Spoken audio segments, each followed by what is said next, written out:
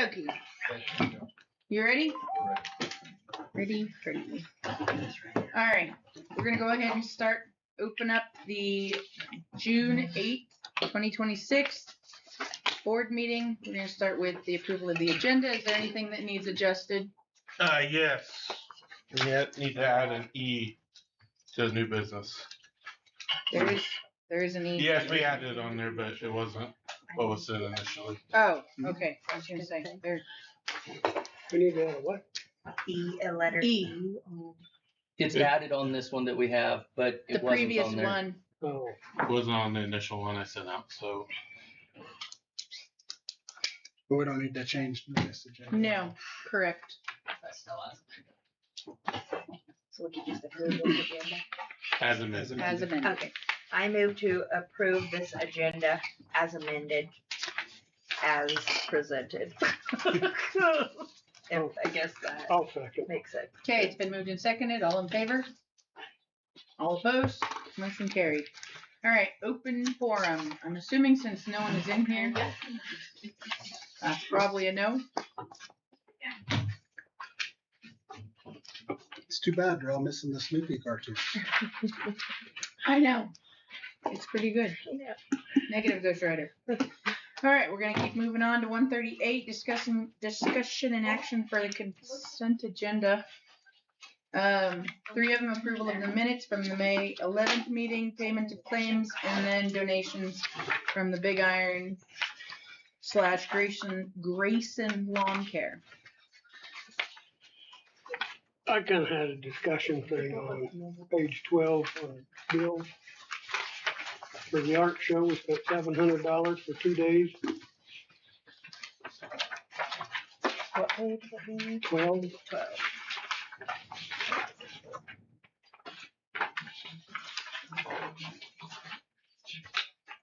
Is that for rental for For the that Opera was House. the Opera House? The Shirley Opera House. That's just pretty high in my book. I How? don't know what everybody else thinks, but if we can't have it in their own gym, the Legion probably gets $50. Wow. Really high. 75 or 100. Yeah. That's kind of crazy. Okay. Did it cost to have the? Did I miss that one? The business. Entrepreneur fair? Yeah. Sorry. Oh, that was a long I would time ago. assume. I know. But I did know, I miss that it? Doesn't I don't cost know. that, I would assume so. I don't remember that because that was in there. Yeah, too, that right? was that was this year. I did. That was, Remember it. yeah, I saw that, that one That's probably too. covered by Network that Kansas. was Oh, okay. in the That would gym make down sense. here. I was gonna say. Most they did expenses it. for the EPR are covered by Network Kansas. I mean, Okay. short of them providing refreshments and everything else and moving everything themselves, I think that's pretty steep. I would agree. Just for thought. No, it's not wrong. It's a mortgage for somebody. And the Legion could use the money. And the Legion could be. So Good idea. moving forward, is that like a? We've only Okay. used this since the fire, but yeah, we can. Did they did this? Did we We have can this figure out last a year different too? place Was it this for it. much last year? I didn't realize it was that much. Whoever's in charge of it should. I think if we are renting venues, then we probably need to be discussing that prior to the events. $700 is a little steep. Well, there just needs to be some common sense in it. We don't need to make the decision. It's not ours to make. But there needs to be some common sense in it.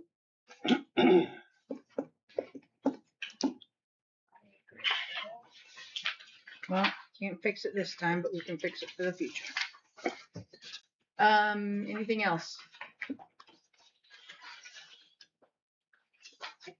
Then maybe the art club plays it. I don't know. If they pay their own bill, I don't care. If what? If the art club pays their own bill, I don't care. If we're paying it, then we need to have some Do they? discussion. Well, I mean, that's a fair enough statement. If they have their own funds to be able to put that on there, that is a fair statement if they want it there, but that's it.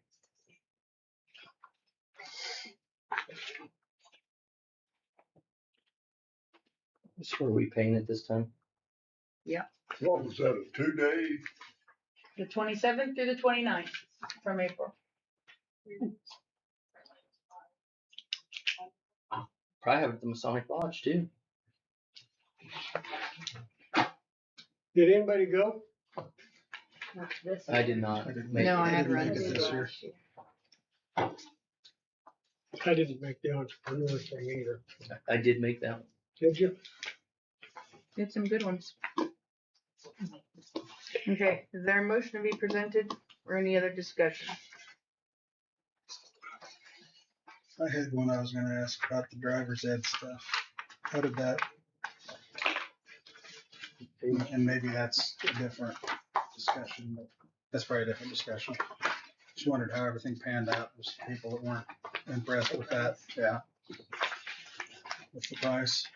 I guess I just have to check to see who decided to go with it on those who didn't. And As I saw it on there when I was looking through the other day. I don't even know what page it's on. But 13. What'd you say, 13 or 15? There was Oh, we have to driver's ed pay fees. $2 a kid to the Kansas Department of Revenue. sure. I just wondered how many of them, because there was some discussion, because the out of district students had to pay full price for it. Mm-hmm. So I think we have 11 total students. I don't know if I'll make that a but that's fine. I just wondered if anything else ever came out of it. I don't know if, I think one went through and didn't go ahead with it, but I'm not sure if there were any other. On Jeff's report, he had 11 students are taking part, but we didn't have 11. I mean, that was 3 or 4 of them who had the. 11 total. Yeah.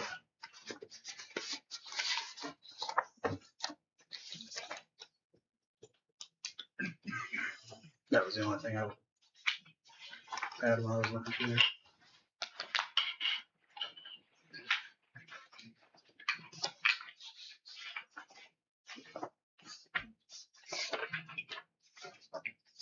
Okay, is there any other discussion or is there a motion to be presented?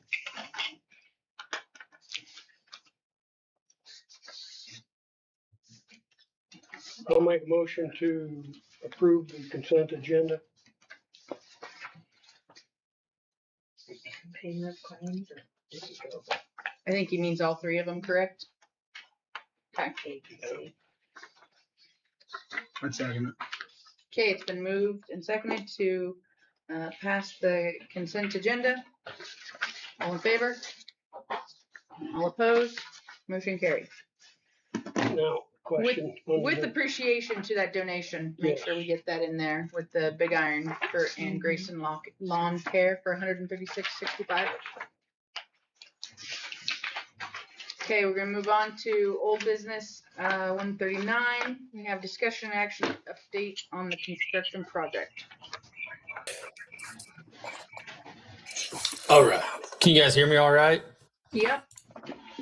Perfect. I will share my screen.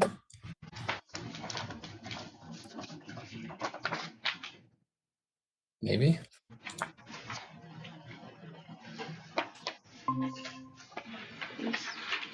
Is that the group chat or just no? That's okay. Never mind. Okay. Is that pulling through on the screen as well?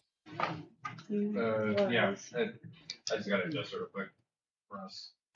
I can zoom in as well if that helps out. I'm assuming you have that in front of you as well, but we can go ahead and get started. Like I said, just a brief update in each area. A lot of these are going to kind of sound rinse and repeat because we're kind of following the same steps through each phase of the project. So starting in area A, if you've noticed as you drive by, we've got the exterior work going on. So the gray stuff on the building, we've got the exterior air barrier going on, or is complete. That allows our masonry, brick, and all that to start. They are started on the east elevation around the back. So they will chase that brick kind of around the building, east, south, west, and a little bit on the north. And as soon as they complete one elevation, they'll basically jump back wash the brick down, which will then allow us to start installing the window frames storefront. We do have those procured and ready to go. So as soon as we get that brick rolling around there, we can start getting that building dried in, because we do also have TPO roofing on top of Area A is complete.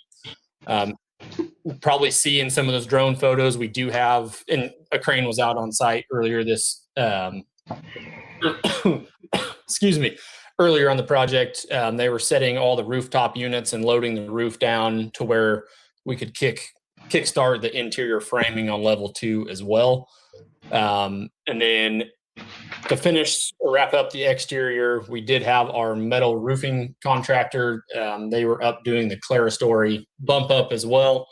So they'll have metal panel and trim going on top of that higher center section in that second floor corridor area.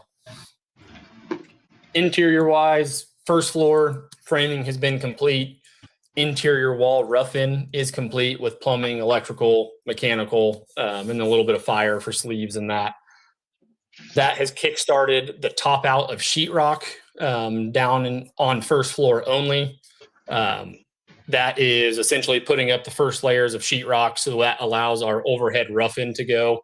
That allows you to finish those walls without having the ductwork and all that in the way.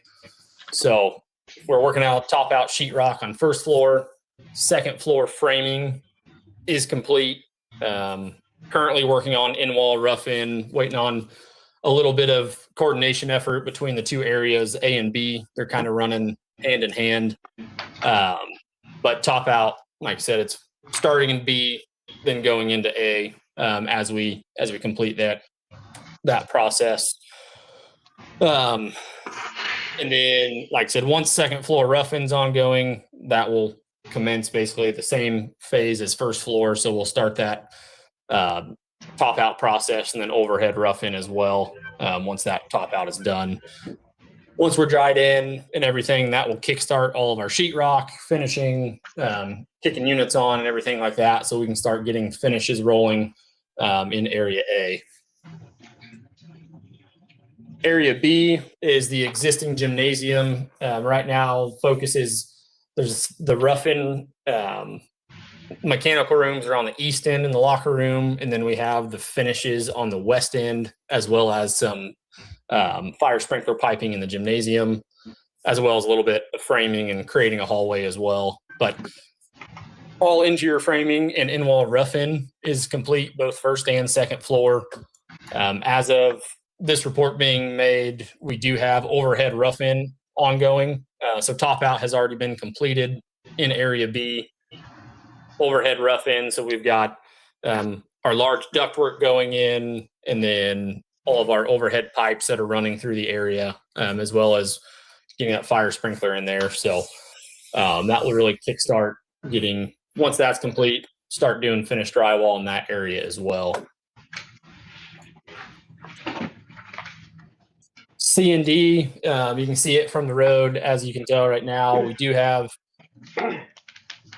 footings ongoing, as well as the completion of the stage concrete walls. We are working our way out of C into Area D. Right now, we kind of had to break it, the first part of Area C, get footings done, pause for a minute so we can let the crane come in for the large trusses in Area E, like we talked about last time. But now they're working their way basically, what would that be, counterclockwise from the southeast corner up to the north. And then underground plumbing rough-in is following them on their way out. So that's really our next, basically our next steps in Area C and D are getting this plumbing underground rough-in complete so we can start pouring slab on grade, which will release all our structural steel to follow. Right now we're tracking structural steel in July. So really trying to make some quick progress in there as we can. The one thing, we'll be in underground plumbing rough-in for a little while because that does include the kitchen in that cafetorium. And as you can imagine, there's quite a bit in that area. So get that all installed and tested out before we can start pouring concrete on top of it. Area D, that's just the north kind of office section, just on the northwest corner of the building. We are pouring footings, as well as we have a couple structural walls, retaining walls in that area between the VOAG as well. You can probably see the forms going up on those, but then we'll have a little bit of backfill and then just a few small pad footings to finish in Area D. But really, we'll flow from Area C, complete that, and then roll into Area D. And that'll be similar with concrete, underground plumbing, electrical rough-in as well, before we're able to stand steel on there. Area E, probably the biggest changes that you've seen since the last update. Locker room, slab, and the storm shelter slab on metal deck is complete. They've poured the track, the upper track with the handrail. So the concrete scope in Area E is complete. We have since started our exterior metal framing. That is starting on the weight room east wall, so butted up to the track. They are working their way from that southeast corner kind of around. So you'll start seeing some framing go on the larger gymnasium building as well. Just like I said, it's a big area. It's going to take them a little bit of time on that. But once they have their exterior crew rolling, they'll jump into the interior framing, which there's not a ton of the interior framing. There's some storage room walls, and then like the locker room walls down there. And once those are complete, we'll kind of jump back into that process of doing the in-wall rough-in with all mechanical, electrical, plumbing in order to get that cut loose. And then exterior, the biggest change, like I said, we've had previously the trusses were installed. We have since had QMC start. It's Quinter Manufacturing. They are doing the metal panel roofing. So they've been working on the purlin install. Today, they were working on running the bands that will hold the Simple Saver and insulation. Today and tomorrow, we're doing overhead rough-in for electrical. So as much of that conduit is hidden as possible in the finished area. So pretty soon you'll start seeing white sheeting go across. And as soon as that's up, insulation will roll, and then they'll start laying metal roof panels at the same time, so we can protect it and close it off at the end of every day to protect it from weather. Then the newest part since the last update is Area F. The VOAG work has commenced. We do have demolition complete. That included cutting out concrete for plumbing underground rough-in. We have since patched all the concrete back as well, and I believe that's shown in a photo after this. We currently have our framers in there right now as well. And then biggest thing there is goal is to have that complete by end of summer, so we can turn that back over to y'all and have that ready for the school year. Now, I'm not sure if you're able to see the pictures coming through. This is Area A on first floor. This would be towards the north end looking south. So got our stairs up, soffit framed. This is where the bookshelf will be, and then restrooms in the background. Same with Area A. This is the east elevation. So this is the brick going up. I don't think I mentioned earlier, but we did have the mason pull off a little bit due to the impending weather last week. So they are back this week going hard at it, and then trying to get through the entire elevation before they wrap around the corner. But we'll start seeing some big changes here pretty quickly. Area F, this is the VOAG. This is right after we had the slab patchbacks. So this is where all the plumbing underground rough-in runs, patched it back with concrete, and that'll allow us to put flooring over the top. Hey, Zach, can you put them out again? It's not there. What's that? Can you put them there? There we go. Oh, okay. Sorry about that. This is Area E looking to the southeast. This is on called the northwest corner. Like I said, large trusses are installed and across, and then this is QMC. The smaller members coming across is the purlins with the bracing. I do not have a photo of like I said, the strapping going across right now, but if you looked at the camera today, you saw they were running that across the board. How do I go on the next page here? So areas C, D, and E. You can also see area F. We were out on site last week when it was a bit wet. So you'll see, like I said, some puddles there, but we were working on pumping that out. But here on the southeast corner, these are the elevated stage walls. They're currently working on plumbing underground in the southwest corner, as well as footings along the front line. And they're currently I believe this was last Tuesday, they were working on the northeast step footing that's basically building up to our slab elevation at 100. As mentioned before, this is kind of just a shot from area A with the air barrier. You can see rooftop units are set. We've got roofing complete. The top clerestory also has the air barrier on it, waiting on metal panel. And then exterior retaining wall towards the back. Oh, there we go. Back of elementary is right there. So it shows the brick with their hydromobile as well as our retaining wall is kind of held in. Area B rooftop units were also set. So that is loaded and ready to go as well. And like I said, just threw a couple of additional shots in there from the drone, kind of showing different angles of where we're at. This is kind of the backside of those stage walls.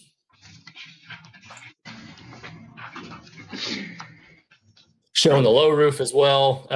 This is when they're starting getting framing. They're starting to set track, as well as, like I said, getting decking is on, preparing, and then preparing the purlins on the large roof in area E.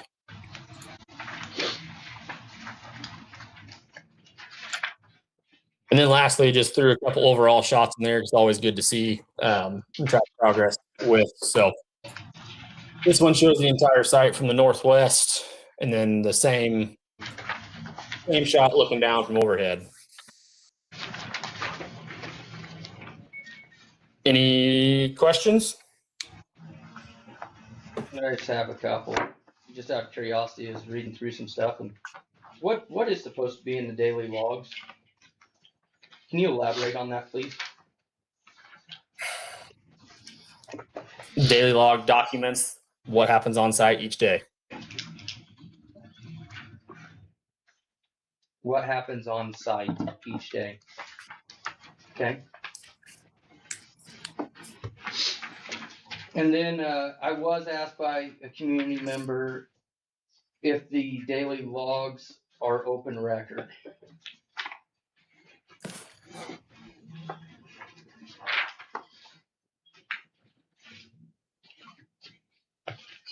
Typically, I mean, I can check with the attorney, but anytime I've asked, it's been if it's in possession of the school district, then that's it.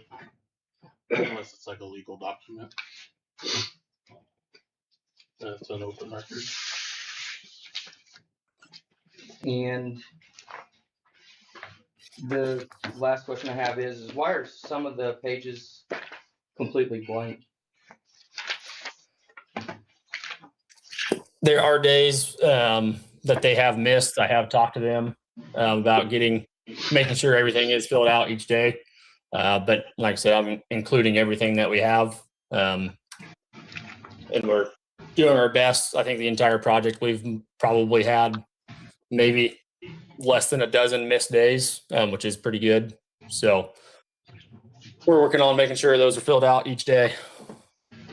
The ones I noticed were missed were weekends. There's several. Actually, in this last month, there's like 5, I think. 4, 5 that were completely blank. Like the weekends at least showed the weather and some information. There's some that just showed the date up the top.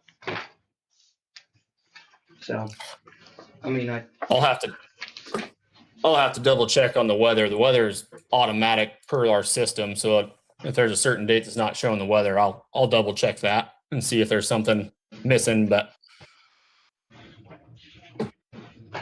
weather, like I said, is automatically on there, so there shouldn't be one that's just purely blank.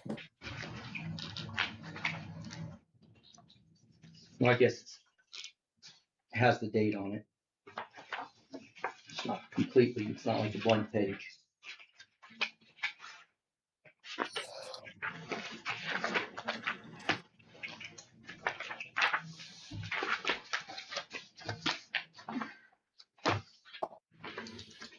Okay, is there anything else? I got one question. Okay. Zach, have you a projection of when the old gym will be usable for practice? So we're talking through that right now with Jeff and Eric. We are anticipating having the gymnasium up and operational again, similar to last year for practices in PE. We're working through the locker rooms right now with pricing up for the master budget on getting plumbing fixtures and all that up installed and all that right now. But we're doing everything in our power to make sure that gymnasium is up for use for you guys again, similar to last year by the time school starts. Well, what date, what month are you projecting? August of this year. August? You're talking the existing gymnasium area B, correct? The old gym. Hmm? The old gym. Yes. What will be the old gym? Yes, correct. That is our goal. Okay. We do have a 50% walk currently being scheduled to State Fire Marshal, so we'll be walking with him as well, just to make sure everything is being done correctly.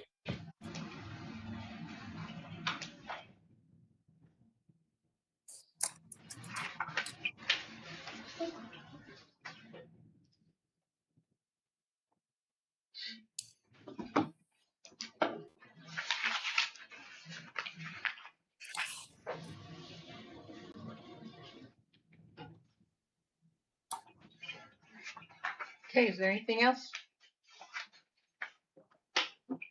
All right. We will keep moving. Thank you very much. We appreciate it. Thanks, everybody. Have a great night. You as well. All right. No action on that? None to be taken? Okay. We'll move on to discussion action, the second reading from cell phone staff, online activities, and AI policies.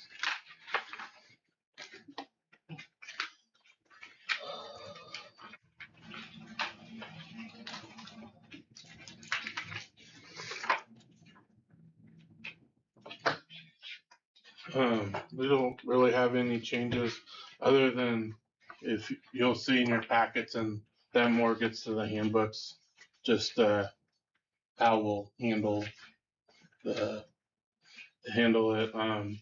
We kind of have her through some other districts that maybe the legislators aren't liking the law now or something, that maybe it may change, but we want to be prepared for school, so we don't.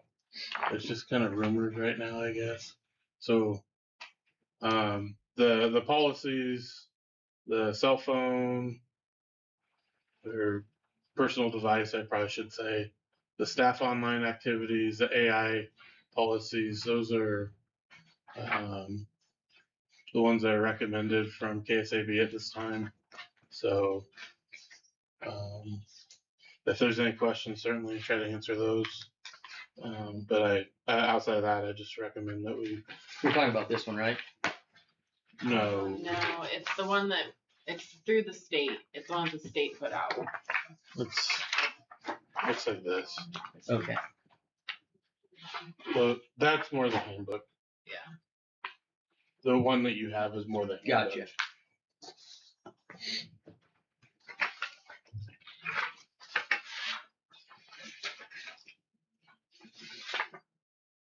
Was this just copied from the state legislature?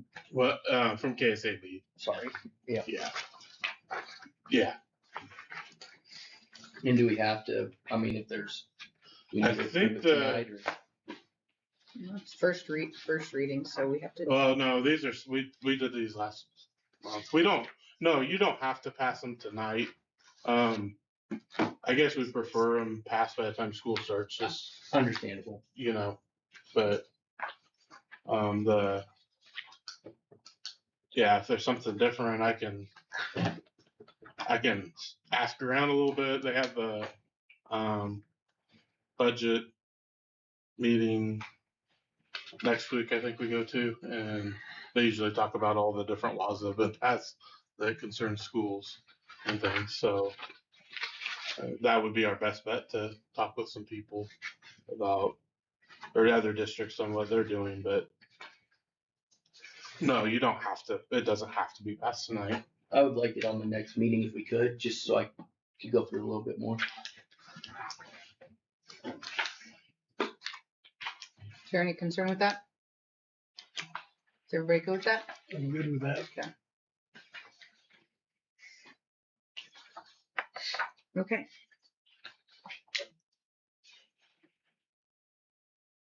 Now we're gonna move on. Can I just say, if there's some questions that you have in regards to that, like, with that being like a policy that the attorneys have, if there's something that you would like to be considered to be altered on it, it'd be good if we had a chance to vet it through the attorney. If you could give it to us sometime, or the question or whatever, then that would, so we don't have to delay it. Like, Nope, I understand that.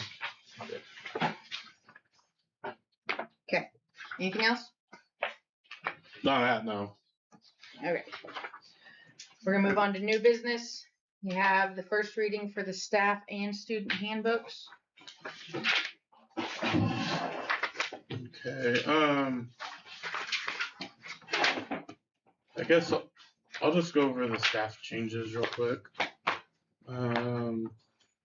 So just classified, I think the changes are basically the same for both the classified and the certified.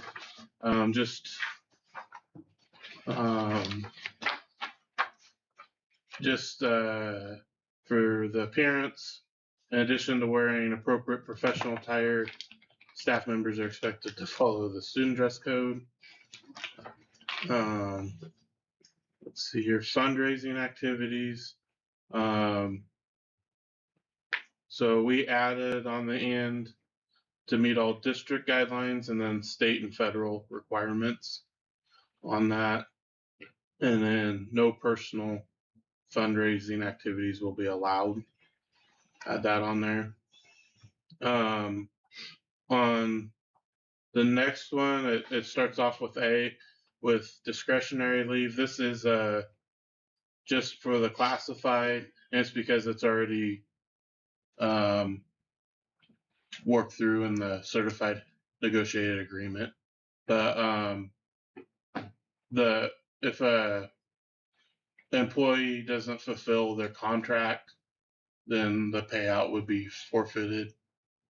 Just if somebody leaves mid-year, we did add in like a special circumstance may be considered by the Board of Education. We're trying to think of if there's a situation where it might be appropriate. Like, I mean, I hope this never happens, but like a longtime employee gets sick or something like that, and they can't work anymore. I just wanted to leave it open for the board a little bit there. And then the only other real changes on both of them again was just to state when the board meetings are in the handbook. So, if there are any questions with that?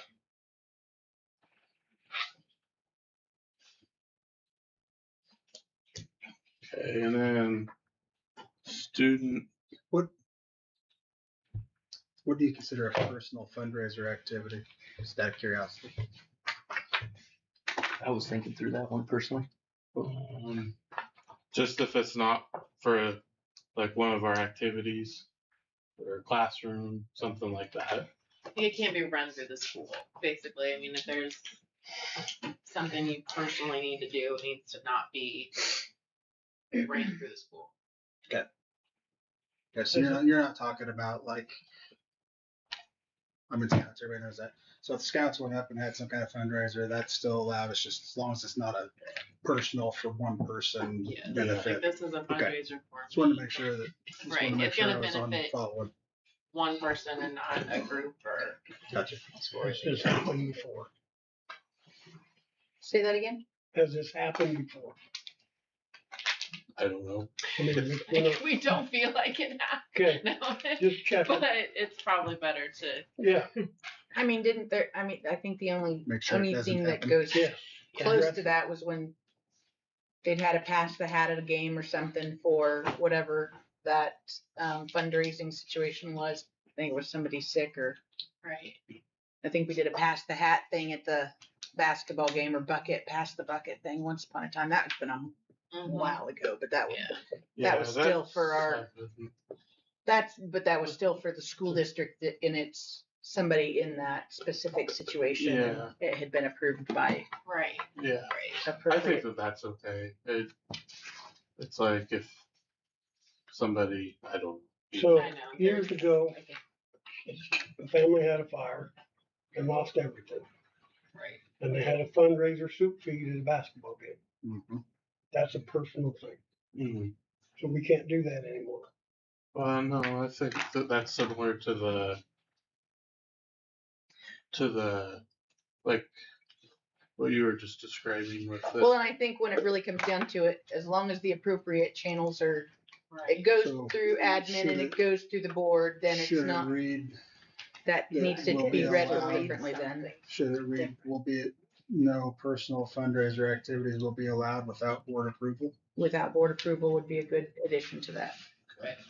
Just to, Thank you. just to leave it open for something, is that, I mean. Clarification. Yeah, Yeah. this community is. Doesn't box us Like in. I said, we've done Well, and I think fundraisers for families. Yeah. Yeah. yes, but I think and I think the board approval will help. I think what we were kind of thinking is like, okay, if someone wants to set up a change drive so that they can fund their family vacation. You know what I mean? Like, it's a little bit different. Like, if we're gonna put that money towards medical expenses for someone, a little different than I Yeah. want.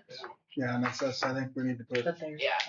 But either, some type of an approval thing regardless, in there. yeah, because Yeah. regardless of that fundraiser, wherever it's coming from, it has to be approved through the Great idea. admin and board to begin with. So did we said without board like no personal funder activities will be allowed without board approval? Yeah. Is that how you said? Okay. Yeah. Yep. That's. Okay. It's a good addition. Any other comments? So then handbook for the So that'll probably go down on the certified one as well. yes.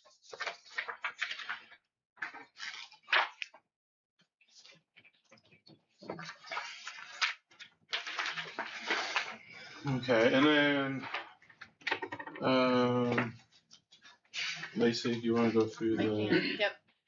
Head lice policy, it did read all live lice and nits or eggs must be removed, but the state of Kansas policy is basically all live lice must be removed, and then they can return after they've been treated.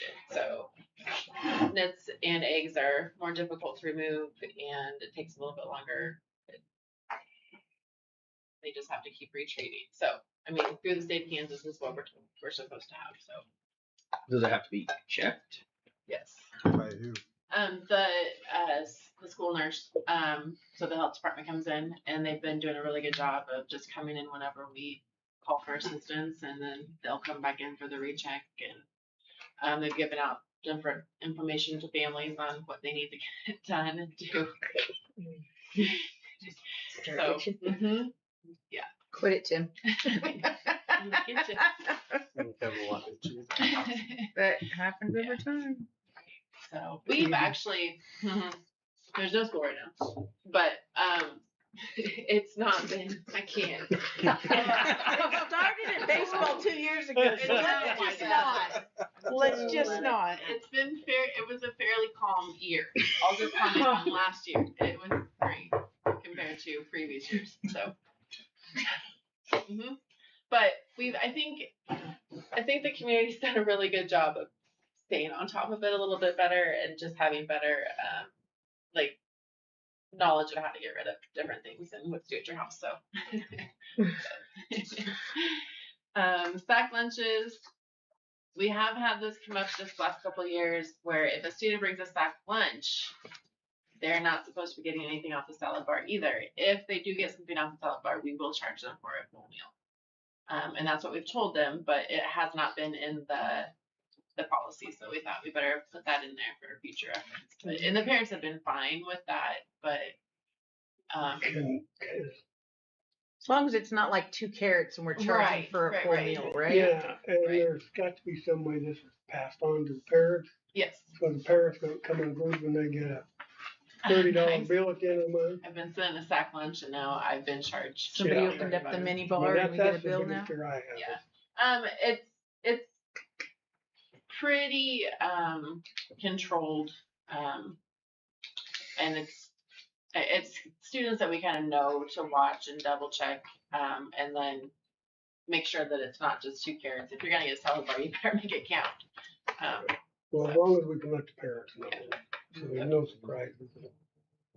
Everybody's on such a tight budget before. I mean, what is our lunch? $3.60. I think so. So I mean, it's an amazing meal for $3.60. So Well, it's hard somebody's to beat gonna that put a sack lunch together and then they get a bill in a month. Yeah. Then they go Yeah. ballistic. Then their $3.60 lunch is at $7 because they've got a $4 sack lunch. Yeah. I'm just gonna take the food and leave it on the table. $3.35. I shouldn't have said that. Oh. Happens. Payment of fees policy. We added this in. We haven't had anything in here for this, but basically saying that we expect all outstanding textbooks, technology, and food service fees to be paid in full by the end of each school year and prior to the start of the next school year. If payment has not been made or arrangement for payments have not been established, the superintendent will send out written notification requesting that a payment plan be arranged. If a payment plan is not agreed upon or maintained, the district may refer the unpaid balance to a collection agency for further assistance.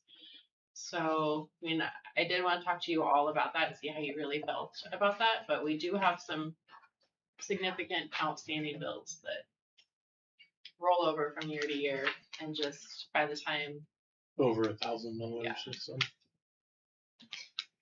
With no intent to pay. no intent to pay, no, Yeah, it's not like, Is it possible to pay or not even possible to pay? that's a that's a loaded loaded question. question. I mean, I would say, we do have reduced fees and, Yeah, those who are qualified under poverty and free lunches, and that's a pretty low amount of money. right.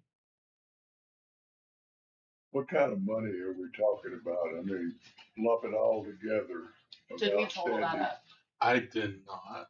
I mean, I would say I think, 10,000. yeah, I would say we came up with close to 10,000 here at the elementary school, that are just letting it outstanding ride. fees.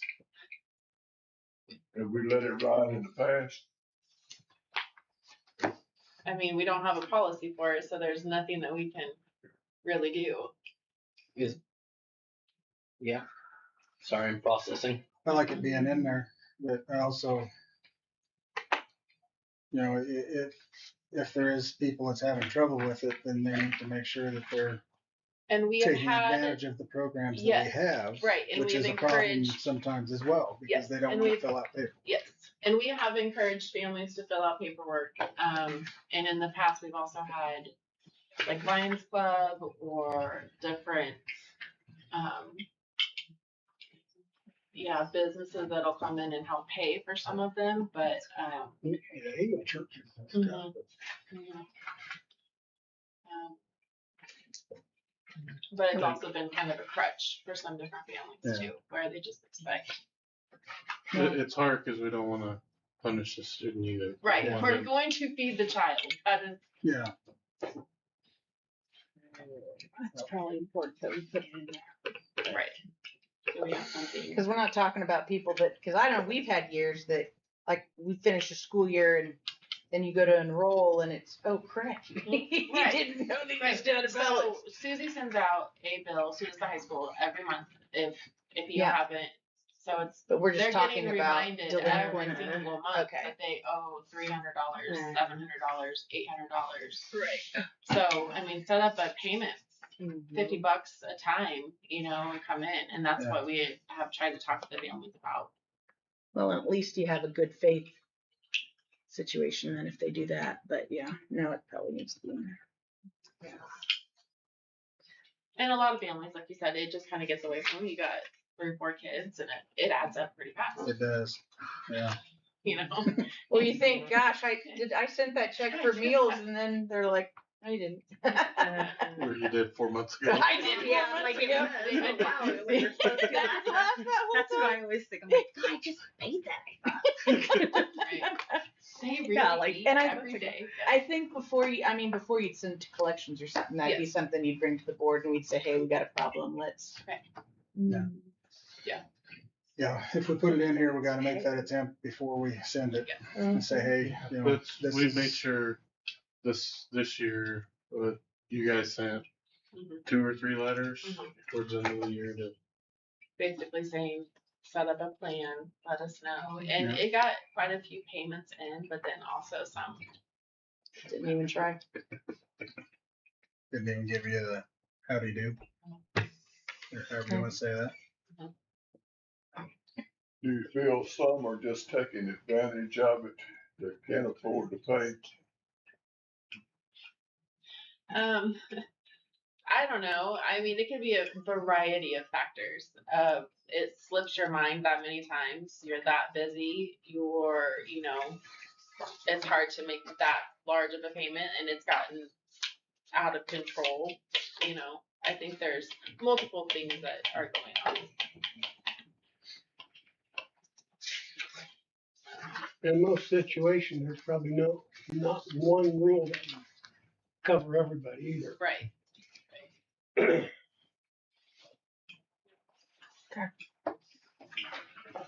Okay, so moving on to the cell phone. The red part is what we did have for cell phones and electronic devices. So going with the new policy coming from the state, that is what we have come up with. Basically,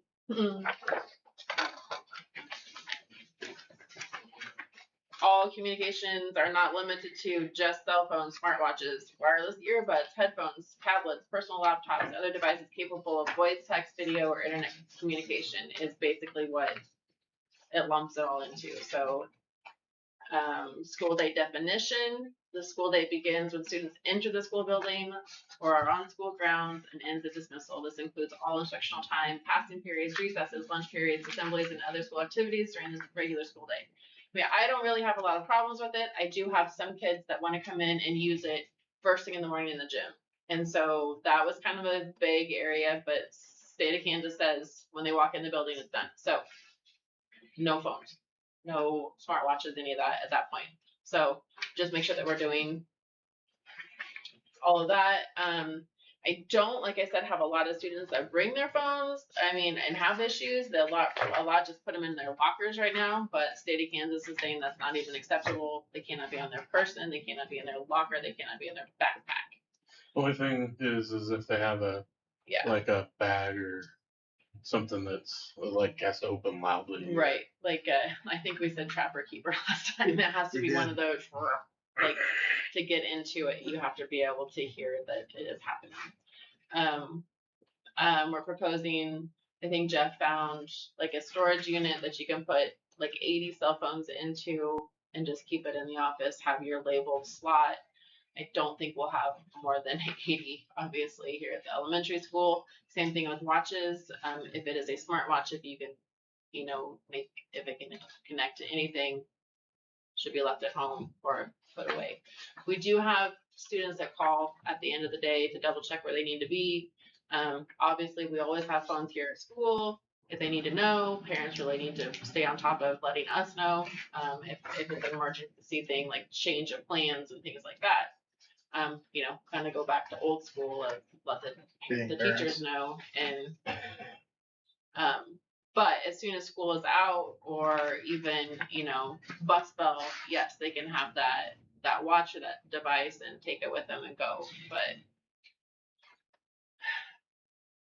If somebody's caught sending nude pictures, is not turned over to the authority, Yes, it then is. it should stay so here. Should not.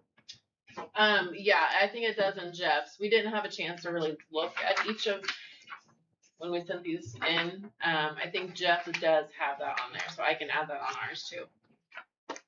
I think it should be there. I don't Okay. know. They need to know what's gonna happen. And currently, our violations, what I'm proposing is we confiscate the device until the end of the day. Parent and guardian is notified. Referred, right now, basically, our current policy says it gets taken away. Parent has to pick it up, and then it depends on what is happening. If it's a small child trying to call someone from the bathroom for an emergency, I mean, it depends on the situation at the elementary school. I feel like sometimes there is a level of innocence involved in, security. I get that, versus junior high, high school might be a little bit different. So I think if you're okay with us deciding, was it purposeful, was it the intent to misbehave, then yes, there will be a punishment. Otherwise, if it's, a kindergartner that's having a panic attack, a little bit different. I don't know. So I think if you're okay with us adding referral to administration and additional disciplinary action consistent with the student code of conduct, then that's what we'll go with. But Think about that.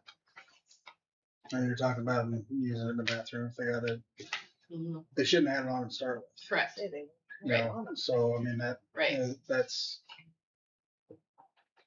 I understand what you're saying, but in my mind, that's still kind of a direct, Right. intentional misuse of it just by having it with them, and And we can what's going to happen with us in the we can do state? this exactly like high school. We can, adopt exactly what they're saying with, just keep it straight across. The parents aren't gonna look at it as my child is lesser than this child. They're gonna look at it as my child got the worst and it wasn't any better than what he did. Right. Yep. Right. So that's where you're gonna run into problems, I think. Yeah. If it's not wrote down. Right. Some guidelines somewhere. Right. I think, yeah, and I do think it's more parenting and what they allow on this side of the elementary than. Now, I can see two different policies for the school. Yes. Just for the age difference. Yeah, and so we can look through Jeff's too and see. Is this Jeff's? Yeah, am I getting this backwards? The short one? Or this one? What is this just pulled out of? Oh yeah, that's his. Yes, that's his. And then you have to sign it as a This is parent. Yeah. not the handbook one. Okay, I This do one have, has the elementary changes and then the high school ones. A couple pages. okay, I have some questions on this. Yeah, I think this The is separate signature from the one. handbook. Maybe. Okay. So yes, that would be Jeff's. Okay. So I think we just go through all. The only other thing I had on here was grade card in conferences, and basically we didn't have anything in there about how's school going for parents to check that out, and we thought we should, put it on there so that parents can say, oh yeah, there's how's school going, provides grades, attendance, lunch balance, assessment data, all in one location, so they can access that. Just one more thing to just remind them. Is there Oh, yeah, you're a not- district-wide thing that parents are going to have to sign saying, we have given you this cell phone policy, you acknowledge that we have Yes. given you this? I will Probably we have a like cell an phone enrollment. policy. Yeah, like at enrollment. Probably this through They enrollment. probably 'cause do it right we'll- Yeah. at the beginning. That's why I was just making sure we had a Right. sheet that says, hey, Cause that's No. what we did for one. And then I guess I forgot. I have I read the best, the dress. the dress code, which Ooh. I copied and pasted from Jeff's dress code. um, It would be in the folder under the actual, you bring up the actual handbook. It is highlighted as. yeah, and it's down at page 21.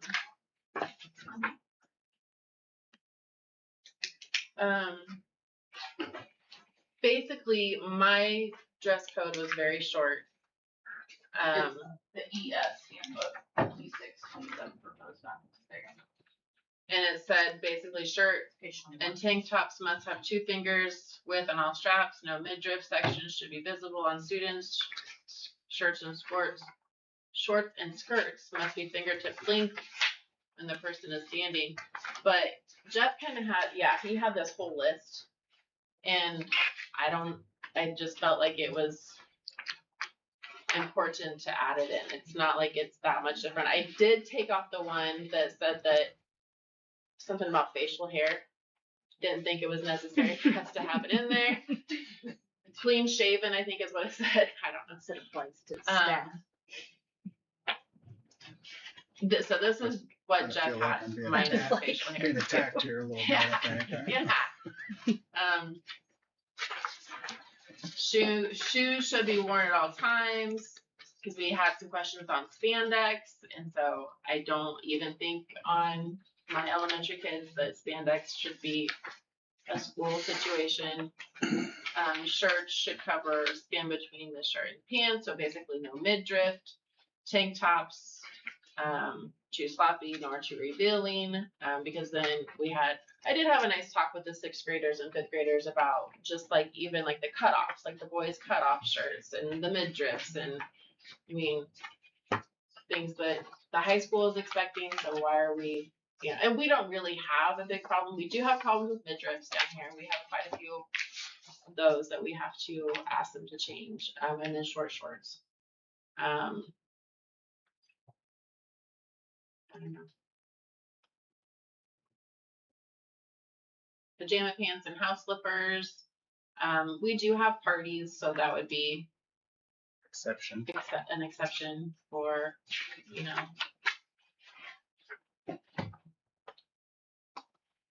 Yes. Any questions on that or concerns?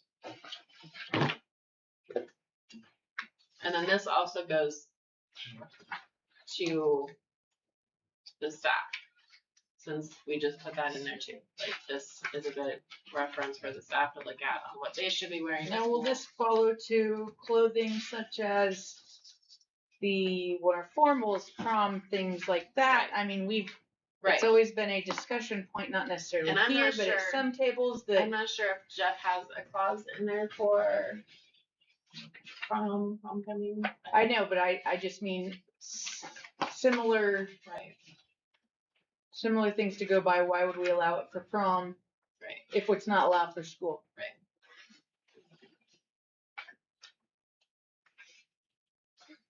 But I don't know. Okay, those are mine. Okay, let's see here. So I'll go through Jeff's as best as I can. And then hopefully we'll be able to go back with, I'm asking later on for a special meeting. Real quick, Eric, sorry to interrupt, but back to the,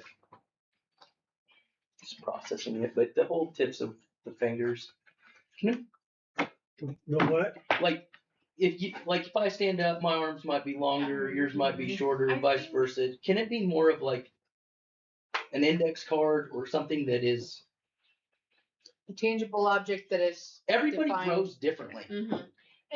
They really do, and especially at the elementary school. Like we have not filled out to our legs and our arms at So, a certain age. I'm just saying, like, Yeah, and even I in think- high school though, yeah. I mean, you like people's legs might be shorter and they might have, you know what I mean? It's we're all proportioned differently, so why not have it as a standard, like where there's. I'm trying to take some I of the know. I argument kind out of of it. wonder. I mean, I guess Say I like could look up and mid-leg or- see if there's. Yeah, but who's gonna measure their leg? Who's See if it's like- in the middle? I was gonna That's say, what I'm saying, an how long index is card. it? Someone, one trying person's to mid say is gonna it's be a different just person's. An approximate, And when you instead of have trying to a say long leg, an index card. Then it leaves or- it up to opinion. An index card is, this is what it is. Everybody can measure it with an index card. You can go home and measure it. So you're I going hear with what like you're saying, but what if of like a you have a pair of kid shorts? who's taller and they show that much don't- leg, and a This kid would who's be- shorter? But it's a standard because then it leaves it up for your opinion or my opinion. You can't have it as an opinion. No, I see what you're saying. Because you can buy shorts that are 3-inch inseam versus a 5-inch inseam, which is or a 7-inch, and that's a normal. Those are normal sizes. So that's a good question. Should it be a 3-inch or a 5-inch? What is more acceptable? I just don't like it left up to Yeah. your opinion or Tim's Yeah. opinion or my opinion, because then all that creates is a Well, bunch of argument. And Well, when we've someone's spent out many hours shopping beating that dead for horse in this clothes, room. they'll have an idea of our school Take dress your code card. says 5 inches. Yeah, here's your card. Yeah. This is a rule of thumb. Here's No, I don't, It I don't makes sense. disagree. as a parent that has to buy these things, it makes sense. I I don't know. love shopping. What do you Just- think? As a girl mom. I mean, yeah, I would agree. I think the 3-inch and the 5-inch, well, the 3-inch may end the same on a short girl as the 5-inch on a tall girl, you know? So, I mean, you can't really, I don't know. But I if mean, it's I that have a index girl that card, has it's an long index legs card. and long You're arms. talking like from I the told her knee many or times, whatever. you Knee, can't wear that. is that what You you're can't wear talking that. about? You can't wear that. But we went off the. Something top of the kneecap up. I mean, That makes sense. I have 3 girls, That and makes that more I can sense tell you to right me now than that's that. Well, we've spent a That- lot of that makes hours more sense, arguing and like, discussing, If it's 5 inches, Yeah. 5 inches maybe. You know, like, you're not gonna wanna try and mess with trying to measure an inseam or something like that. I mean, No, and I understand because Yeah. when I taught 6th grade, when the girls came in the fall, they had shorts on. They shot up 8 inches, and then but they were They wearing got the same. shorts on in Mm. Yeah. spring. And I know we ran into that every year. well, with and it the- gets into a rabbit hole because it's hard to say that shirt, that And I was lucky. I skirt didn't or have the to deal jeans with it. the hole when you know, we've had this argument too, Yes. that you're making them change into shorts that cover less than Yeah. the articles that they had on to begin with. So I think I agree that it needs to be a tangible object that can be measured, and this is where we go from it. And inseams change from person to person, but if it's this is what it needs to be, then that's what it needs to be. Okay, I'll look into it. For Or a next certain review. amount above the knee, it can only be. And that's what I'm Yeah. saying is a card because Yeah, that's what he's talking it's about. it's a generic. I mean, you can find them anywhere. So I wouldn't even put a number. Just say index card, which are 3x5, right? I mean, depending, you can buy them. No. Buy a bigger one. I guess you could say it. You better specify which A standardized index card that is 3x5. because they come like this too. So you go to 3-inch, you go to 5-inch. I identify as this type of an index card today. And that can be defined, but that way No. it's take opinion out of it. It's a No, good I point. agree. I think it's one of the hardest things that teachers and principals have to deal with is Well, and enforcing it because you get one couple of them that skate by, and a couple of them get nailed, and well, I know like high school, like you don't notice it first, second, third hour, and then all of a sudden someone's reporting at 4th hour. Well, you got through the first 3 hours of the day, so it's hard. But I think I agree, standardize something, but Yeah. it's the same thing as saying 3 inches or 5 inches above the knee. That's it. Cause the tape measures the same thing as an index card. Yeah, and that's. I I think we're agree all. with you, yeah. I think we're all saying the same thing. Okay, I will see what I can. Put a reword. standard number on it. Okay. Standard with something. object. Yes. That's what I'm saying. Like, no. Standard something. Distinct, which What if part I of the have knee? a tape measure that's From the top of the in top kneecap. of the knee, centimeters? bottom of the knee, middle of the knee. Matt, you're gonna take us down a whole rabbit I know. hole. I'm just saying, make it standardized object with dimensions, and that's why. Did you say centimeter? I'm saying it's better. Okay. I could All right. twist it however you want. I could find For the some high other unit. school, Watch me. so Jeff obviously isn't here. Like I was saying before, we're gonna be asking for a special meeting for later on in the month. So we could do that as like the first reading, or I can kind of go through the best I can. What's the special meeting for? It's for, well, one was the approval of the property insurance, but we also got that on Friday after we sent the agenda out. And then just to finish up the budget for the end of the year budget stuff. So I can just go through real quick. So the academic placement, it appears to me it's just listed out instead of in a sentence how it was before. The cell phones, I think that pretty much Lacey went off of Jeff's for This to me doesn't make any sense. The very first sentence under cell phone and electronic devices. The Rawls County School District has determined that cell phones have limited or no educational value in cell phone use. And cell phone use may create distraction to the learning environment. Maybe I'm the only one that can't understand it. I think that big space in there is a, yeah, I don't know if that's a copying thing or if And cell phone use for what? We've already said it has, cell phones have no limited or educational value. So why do we have cell phone use again? I'm just reading. One for Jeff. So the red is what he took out. He did add students and their parents must read the cell phone electronic device policy. You see that / electronic device, just so we can try to get everything included. Return the signed copy at the beginning of the year, and then it says signing the policy acknowledges acceptance. It has the definitions of what they are, and then what the school day is.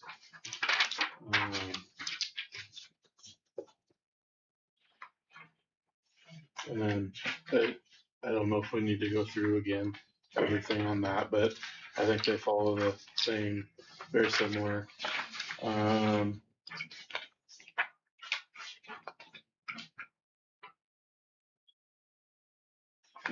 only thing on 5 is I don't know if that actually follows if staff members are allowed to use it on the test. I was going to ask Jeff about that today. On number 5 on the next page. I mean, Has maybe, anybody read that paragraph of its entirety? I mean, which one? number 5. If a student is using a personal or school directed district electronic device, that one, Mm-hmm. To me, it contradicts itself. Where it says there will be a 0 on the exam with no exception of retaking the exam. Then it says use of school district electronic device on the test or exam will be at the teacher's discretion. So it's like, first you tell me, no, you cannot use it under any circumstance. Then you're saying, wait a minute, you can. I think let's That it doesn't make sense. I understand that's what I'm saying. Let's give Jeff some grace and we'll talk with him about it. And then the paragraph above it too. Okay. So I'll talk with Jeff about those when he's back. So the paragraph above it is, and maybe somebody read it differently, but I'm going to use it as an example. Say we take Natalia to a game. It needs clarification because if we take Natalia to a game and she's in the bathroom or somewhere with her cell phone, does she fall under that? Because the way I read that, she does. And if I'm calling her to find her because she left or something, get a snack or whatever, hit the bathroom and I'm looking for her, the way I read that is if a teacher The only sees thing it. is, does it have a school day? So school day is the time from the start of school until dismissal at the It end of the says day. school activity. But the school, On school property at any time or any school activity, home or away. So it's any time and any activity, home or away. It needs clarification. Right, Maybe like if you're still under like a coach or teacher's, like if you're with your family, that's like. Because I think we But started it needs this. clarification Right, though. I mean, I it's, know, if it's, Well, I think if you're at a school event, you're still a student though, Well, regardless if you're with your parents. This is what we had a conversation about, was that 2 months ago? Because it was the whole, so there's no cell phones on the buses then. Right. So if that's the case, then, wireless headphones. or wireless headphones, or, I mean, all of that. So it's, Let's give us a chance to talk with Jeff and see what he meant on that. I don't even know if I can find a disc. I have one that has a cassette tape still. Let's see Find my here. packet of CDs. I don't know that there's. Back in black is what you get listened to. That's right. The only thing added on the offenses is it appears to may only be picked up by a parent or a guardian. Let's see here. The clubs and organizations, he takes out a line.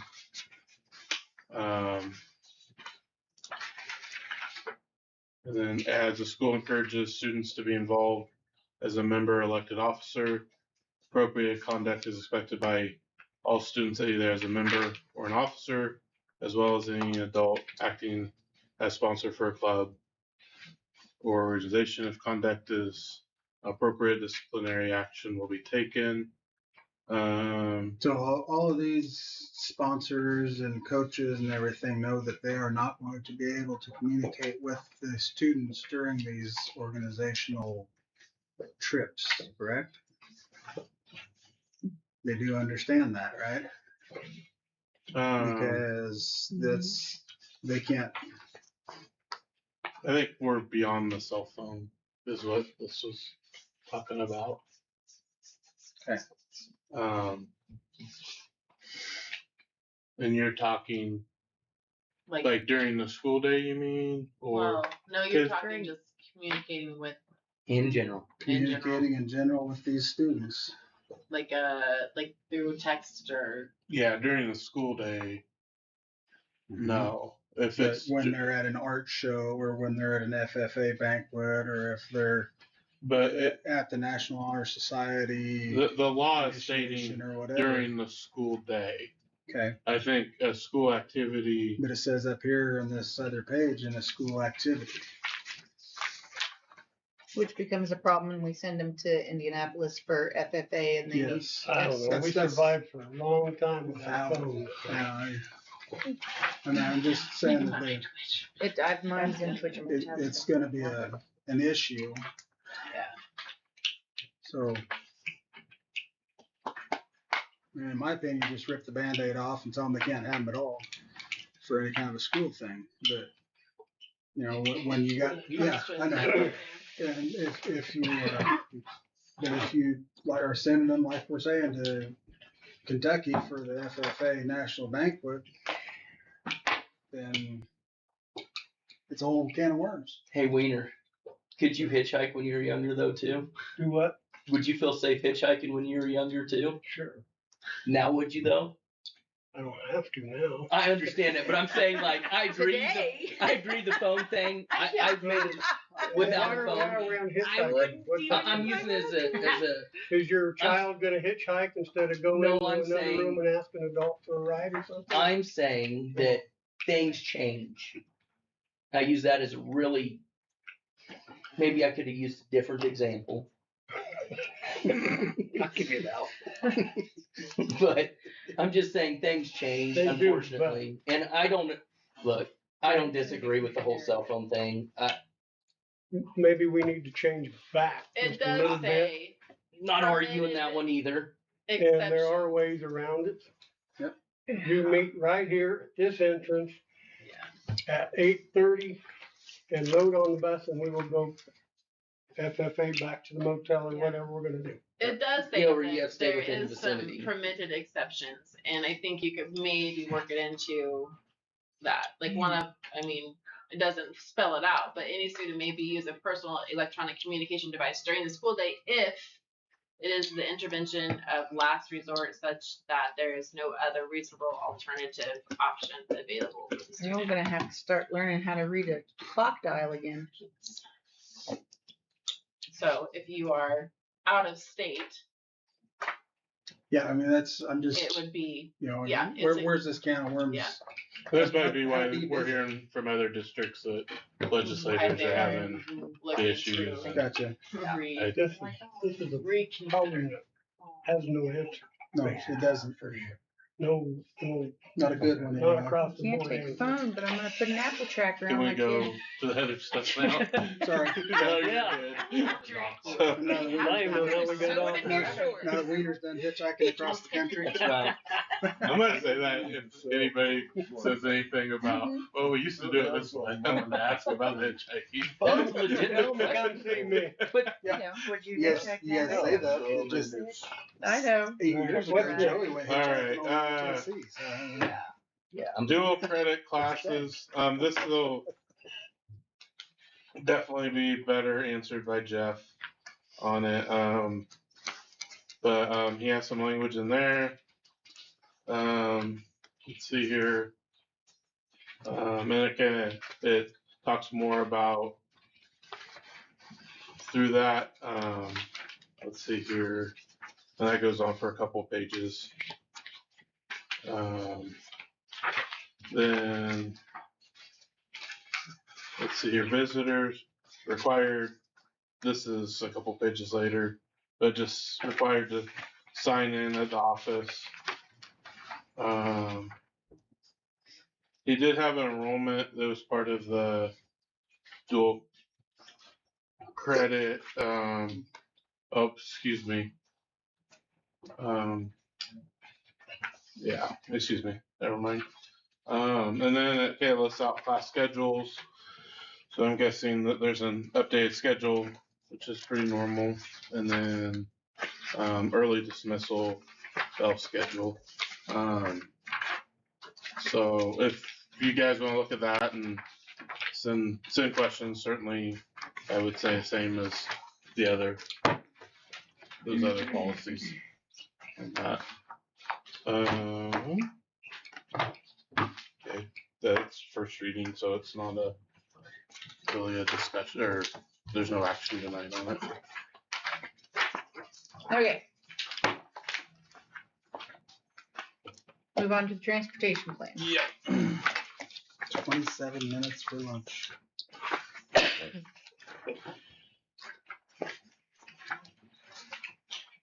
Did we get 2 minutes too long? Did we get that long?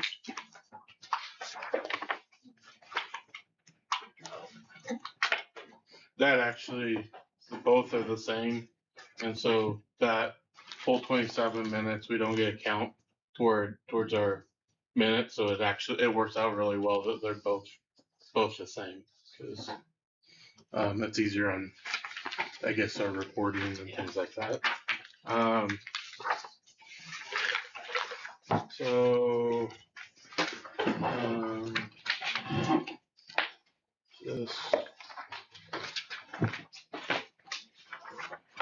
The transportation,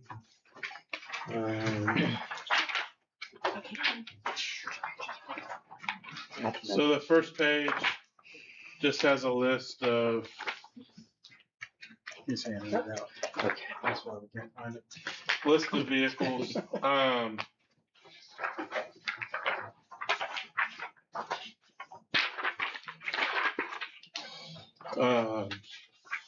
Mileage, I don't know when that mileage was taken, but it was this spring sometime. So those numbers are probably a little bit different right now. So there's a vehicle number, the type of vehicle or bus, its year, and then capacity for them. Just as like the type A buses, like technically they're really 30 passenger, but that's 3 to a seat. That's not real comfortable for most people. What is the number? How do we cipher the number up here? Cipher the number for The number on the unit. so it's the year and then whatever Unit number. they decide to. Typically, it's like down at the bottom, it's like year 25, and then the Explorer was named as 1, and then the one that's 2. I can't speak for the rest of them, I guess. Okay. So, and then That old blue van is still there. It's the only handicap accessible one that we have. have, so it's a catch-22. As soon as we get rid of it, we'll have somebody who needs it. Yeah. If you look, like the mileage is listed, it says like 900 miles or something. I think maybe they're missing a 100 or something. I don't know, but if we've only put 900 miles on it since 1990, that's pretty impressive. So kind of from there, the next page kind of goes through kind of my first attempt to kind of putting this together. I did get it to Dave and Lori to kind of get their thoughts. Dave kind of gave me some recommendations. That's listed kind of on the right 2/3 of the page, kind of in the middle. He really thought we needed another transit van, a handicap, and then a route bus. We kind of have some ideas within the scope of the plan. When Trevor was here, I kind of listed out to him approximately 120,000 just to get vehicles kind of caught up a year, basically. But kind of from the year, each year I have like in it like a new what to look at, remove from service, and then change of service. And so in 2026, this year, we surplus 419. We still need to get rid of that. Let's see here. 2027, and this is fiscal year on it. So we'll be starting fiscal year 27 in July. But I told you about the activity bus, the grant for that. And then as part of that, we'd have to remove 420 from it. And then just kind of the change of service.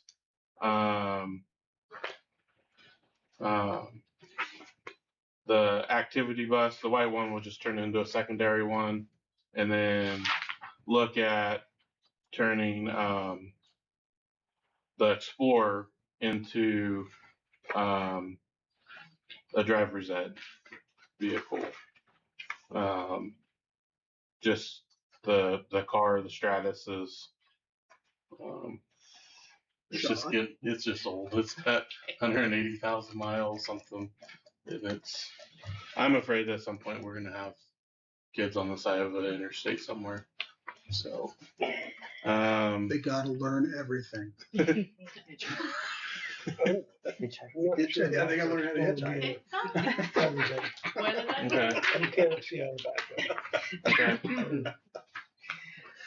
They won't have their cell phones. But I don't look very well. Yeah. They know cool I'm more of a go guy. Yeah. They get But it's not just a comment. I was trying to figure out a vehicle we had Yeah. to Don't wait for I didn't really a want to van put to the show up and help you out. expedition in that With no No, either.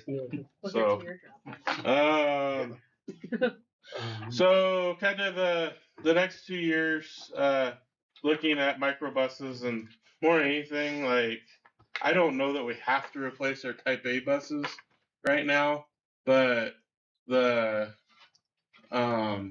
it just gives us flexibility as drivers retire is more the need. Now, Dave did say that 17-1, that would be one he's worried about for keeping in service. It's just it sounds like it's pretty beat up. So, anyways, that would be the first one we turned to be a backup. And I think it kind of was anyways because we used the Suburban this year. But then once we start getting like a microbus, you know, the 422, the 2004, that one would be a good surplus. The 0654 is the Stratus. The 0626, I may have that one wrong on that. But those Suburbans, we kind of have two purposes with those. One is we have one for snow removal of the parking lots. And it's those, I guess the Expedition has 4-wheel drive and the Explorer, but I don't know that any of our pickups don't have 4-wheel drive on them. No. So that's a pretty big purpose. The other Suburban is good for if we end up with a vehicle stuck or a bus stuck somewhere, and that's really hard for me to get rid of those two. You know, they came in handy at a wrestling tournament or two. Yeah. When we get there and it snowed. So, I mean, I don't know that we use them a ton. We do use that one, I guess, for the routes right now, but that's kind of where I'm going back and forth on those. The 0217, its service is basically done, but we are able to change some things like the lights, take the stop arm off, and we can use it as a shuttle, which is perfect for this year. But once we, and Dave is actually working on that right now to do that. But once we're in the new building, I don't know that we need the shuttle bus anymore. So I don't know that we theoretically. Yeah. So and I did have it give it a year to be sure, but I don't foresee us taking it to an activity. I guess I don't know. But in that, if once we did get a microbus, then we turn the two microbuses we turn 17-1 and 17-4, which is they're our older Type A buses. Turn them into backup buses. 2030. I have a Type A or a school. We've actually the Herndon route. If you look at 2031, the 1610 is what we use for Herndon. But there's been a lot of times this year where we can make it work with a Type A. Now, I don't think it would work with a microbus, and things do ebb and flow from year to year. The Southwest route, which is Lori's, a couple of years ago, I could do that one in a Suburban. This year, there's enough kids that wouldn't have worked. So we'll have to. The further we go, the harder it is to project out what we'll really need at that point. So that's those latter years. I'm kind of looking through that. Then at the bottom, the last thing, just to sell as appropriate. The 0419, the 055. I don't know that the 0419. I think that's the one we've already approved. But the minivans, which we have two of those. I think that when it's the right time, I think it's it's time to get rid of them. I may have my numbers wrong on here. I apologize. Yeah, that last statement there is, that should be towards the Suburban. So the I-5, the 0625, they're the two minivans, but we use those like Greg takes a minivan to back home when he's farming. And so, I mean, I don't know that we want to put that on the bus, that work or that mileage, because it's 25 miles each way. Then the handicap is, I had researching the viability of turning the transit van into a handicap van. Dave told me today that he's done some looking into it, and it's approximately $10,000 to do that. So are those on a 1-ton frame? Those transit vans? Yeah. I don't think so. That's Well, why if we wanna I thought put they were $10,000 in that old vehicle, Say what? I don't know if we wanna put $10,000 in that old of a vehicle. Well, it would be on one of the transits we have now. The ones I'm looking at is a 19 with 90,000 miles on it. Yeah. And you're talking about getting rid of vehicles with 120,000 miles on it. Does anybody need a 5-minute break? Besides me, Make a motion. make a motion for 5-minute break. I'll second it. Been moved and seconded to take a 5-minute break. All in favor? All opposed?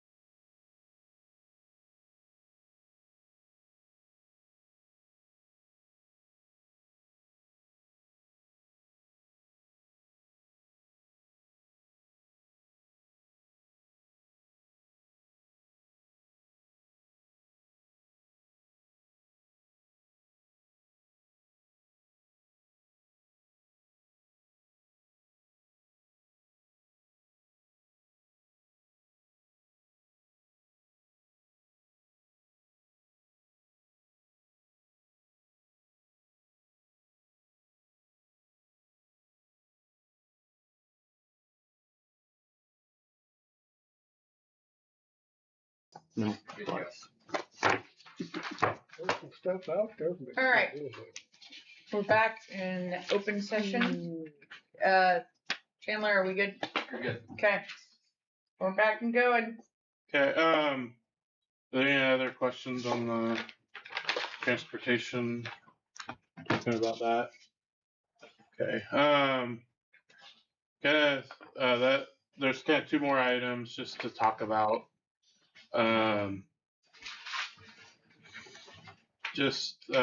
We did get the clean air grant, for the activity bus. The idea would be to replace, the, what is it, 0420, Big Red. So when we do that, we have to basically take it to the junkyard and drill a hole through the block or whatever. We don't have Can't we be a Kid Rock and shoot it? we can shoot it. I don't know. That was exactly what I was thinking. That's what Kid Rock does. So I guess, so we can't enter into a contract Yeah. or anything like that. The letter from KDHE says, hold off on that. There'll be instructions coming at the end of June, early July. And so the only thing I thought is, it'd be good to get it rolling through either one of the entities. I like that. Get it rolling. Yeah. Rolling right onto Rollins County. Yeah. I think we can go get it. So the Junk it. the grant allows for 25%. So there's kind of two options. The one from Las Vegas Bus Sales, which I've showed you guys a couple different times. It holds 44 passengers, and which is actually a little bit less than either of the two we had. I actually thought those were like 40, 42, but it is still a little bit less because those hold around 46. And then the other part of it is the storage, like football equipment, track equipment. Those are the big things. It just doesn't appear as if the storage is adequate for those. That we'd probably have to send like the pickup with the equipment and things. The other one is from Masters Transportation. And it is more expensive for the district. There's $65,000 difference or so. But it has 51 passengers, and it definitely has the adequate storage. I guess just which one of those. I will say the Las Vegas Bus Sale, they do have one in stock. They've been advertising it for a while. The Masters Transportation, I'll have to do some talking with them. Is there brand specific, or are they just whatever They have? asked for 3 quotes from them, and then we didn't really pursue like a similar one to our other, just because it's got the engine in the back, and we've had about the whole time. yeah. I do think those would probably be cheaper, I guess, but that was the main reason didn't pursue those. I think that one cost the district. I wasn't here, but we've had to look back through notes a couple times and ran across it. I thought it was around 185,000 then. Yeah, 160. It's not that far off, and that's before all the costs went up. I don't know that it would be any different cost. I guess I was asking because you get into the engine specific or whatever, and there's. It just has to be a clean diesel one. Do they have like what it is, like the specs on it or anything, or? Are you talking like what bus we would be purchasing? Well, In Or your, is it? in here, On the back pages. of this thing. Okay. What, Just flip another page. yeah, so I have the quote from Masters and then the quote from the Vegas place. That's a Freightliner, huh?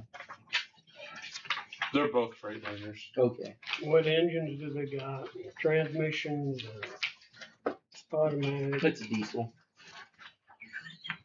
Sorry, Wiener, I didn't know myself. It says it's a 6.7 liter. Want me to slap him a little bit? Well, Just that's payback. Push me off the chair, huh? That's payback.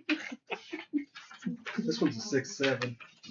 I thought the on the website it said Cummins on the Vegas one. I had to say it out loud. Vegas one. It's not in the papers. Here we go again, like I get that. Cat's falling over today. The actual Make a weekend trip out of it. All of us. Where do we- If the roof blew off like the other Ford one. retreat. We can go pick it up. Well, we have been using the place in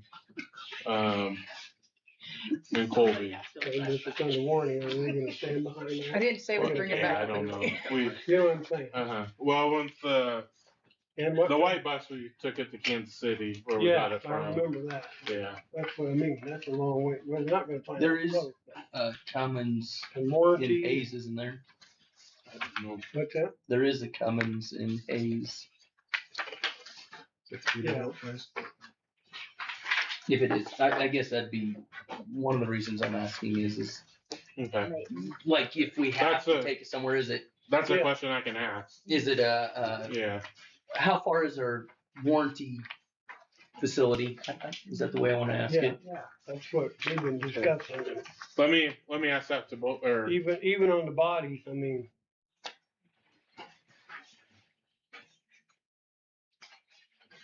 If they'll take a local contractor to fix it let me and abide by their warranty, or that's something I can ask. Is there a preference on which one you'd like me to pursue that on? Which one has more storage? The big. The bigger one. Is it sufficient enough to not have a pickup go follow it? I would guess so.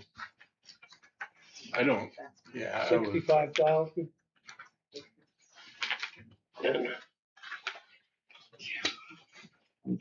Seven more people. Per person, real steep, huh? Yeah. What, is there a cubic feet on the storage listed anywhere, or how did you go by that? The pictures.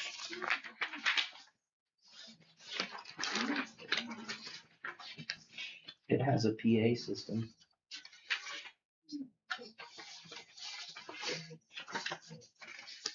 Can't have cell phones, but they can do karaoke. That much. You can't have that. Ask us cubic feet in storage. Yep, I can do That that. was the exact number. See exactly what we're dealing with. Sure.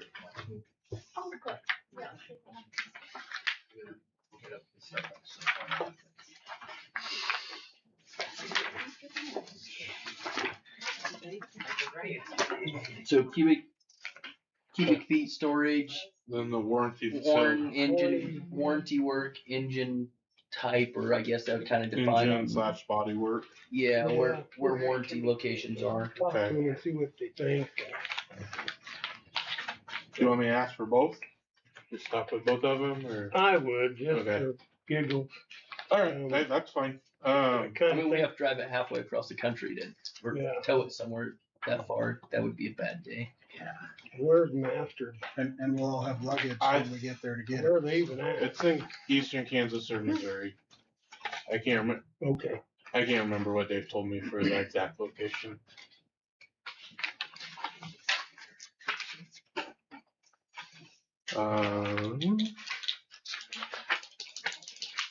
Okay.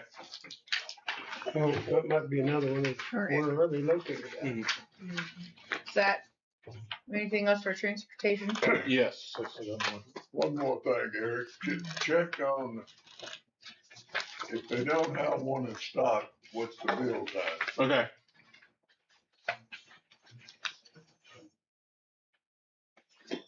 I don't know if anybody had asked us yet, but I'm guessing we're gonna want it wrapped or painted. Well, we have to put lettering on it and our name. Sure. Um, Do they do that before they ship it? Do we need to have that discussion? I don't think generally they do. I think you gotta send it somewhere Yeah. else, don't you?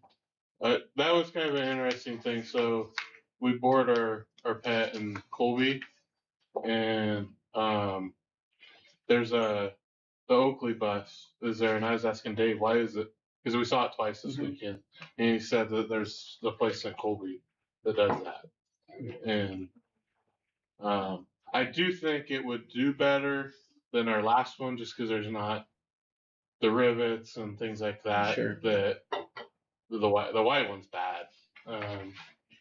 Yeah.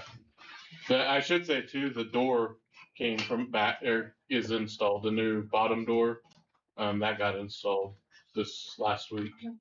So that is fixed. But for now, we're just gonna keep it's red. So it doesn't have the lettering on it. But I thought with that maybe we could look for that one. Either look at like the red and black stripes like we talked about. That's been a long time ago now. Yeah. But And I might ask them if they have any recommendations. It's just food for thought is all. okay. Take a step out of there. Bring it ready to go. Okay. So if we get the one in Vegas, should I ask who wants to be part of the entourage to go Amber get and it? I have already volunteered I ourselves. think the board junket. Oh, that's what I think. Oh, I'm going to a board meeting. There'll be room. Yeah, right. I'll get the start. Like, we have to take these. The question is, who's got the This license is to true. drive it? Well, yeah, that's true too. Yeah. I guess I can go get mine. It's gonna take a lot longer than you realize to go. But you don't want me to drive, especially on the way. Sorry. Eric.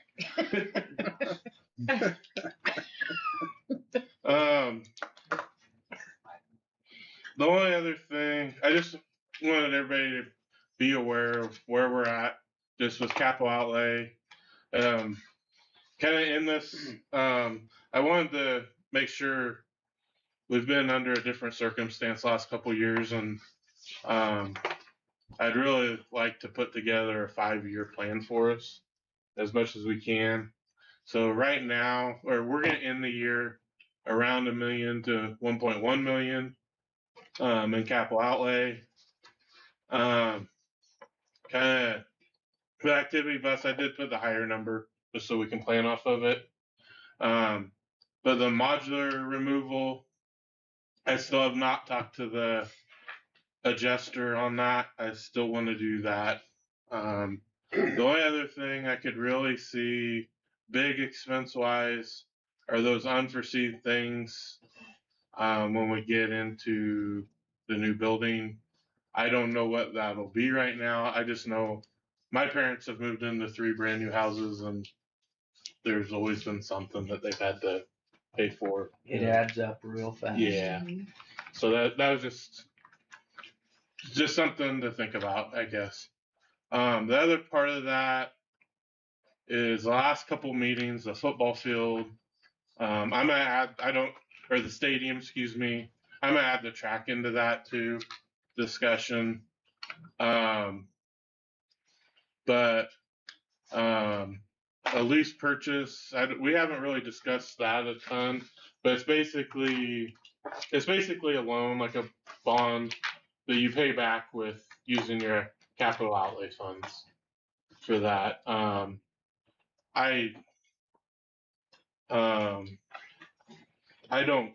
guess I don't foresee us having enough funds to do that whole project after the bond is finished or that work. But one thing we haven't had in the past with the lease purchase is it's always been hard for me to do that because we had so much. I didn't want to tie us to a 10-year bond payment when we had so much to fix. And it won't be, our new situation hopefully won't be in that situation. And so, I don't know if this is more feedback from you guys or just to put the bug in the ear. And because I can kind of think of things both ways and do research on it. But I guess I just wanted to bring that up as an option for us as a thought. The work I was kind of thinking would be whatever we need to do to the track, the drainage, in there. Itself needs redone. Yeah, that's what I mean. Okay. And then the stadium.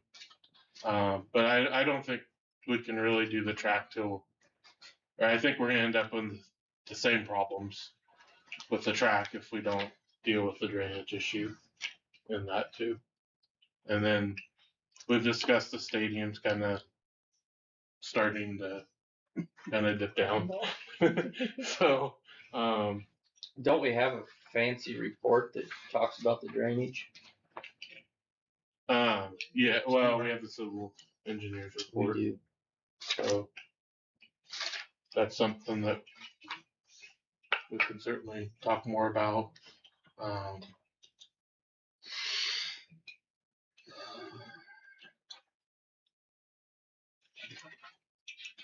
I don't know if that's talking with SDT, like to give us an estimate on those things, if it's Just find out if it's going to cost us from them to look at. to even talk about it. Okay, I can talk with Greg and Kevin about that.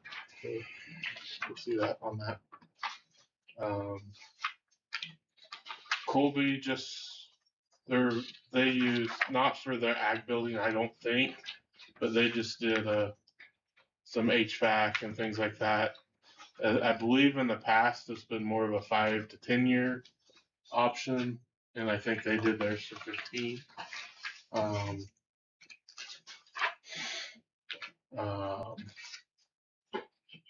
But so we do have some. When we were having the budget issues, our local bank, wanted to present us with that as an option as well to us. They called during that process. So it is a little bit more flexible than the process we had to go through for the bond. So anyways, I can look into that some too. Okay. I think before we get, the school is gonna be another couple of years. In all probability before we get into it. When you talk about these add-ons or construction after the fact, stadiums, the football fields, all this nature, we need to know some type of an estimate of what the cost would be. I mean, the SBT ought to be able to outline what we'd like to see and get an estimate of what it's gonna cost. Okay.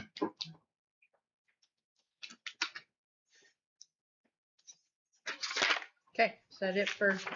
Yep. All right. Kind of got off of transportation there. I'm gonna take time off your next thing. Great. Furniture. Okay. So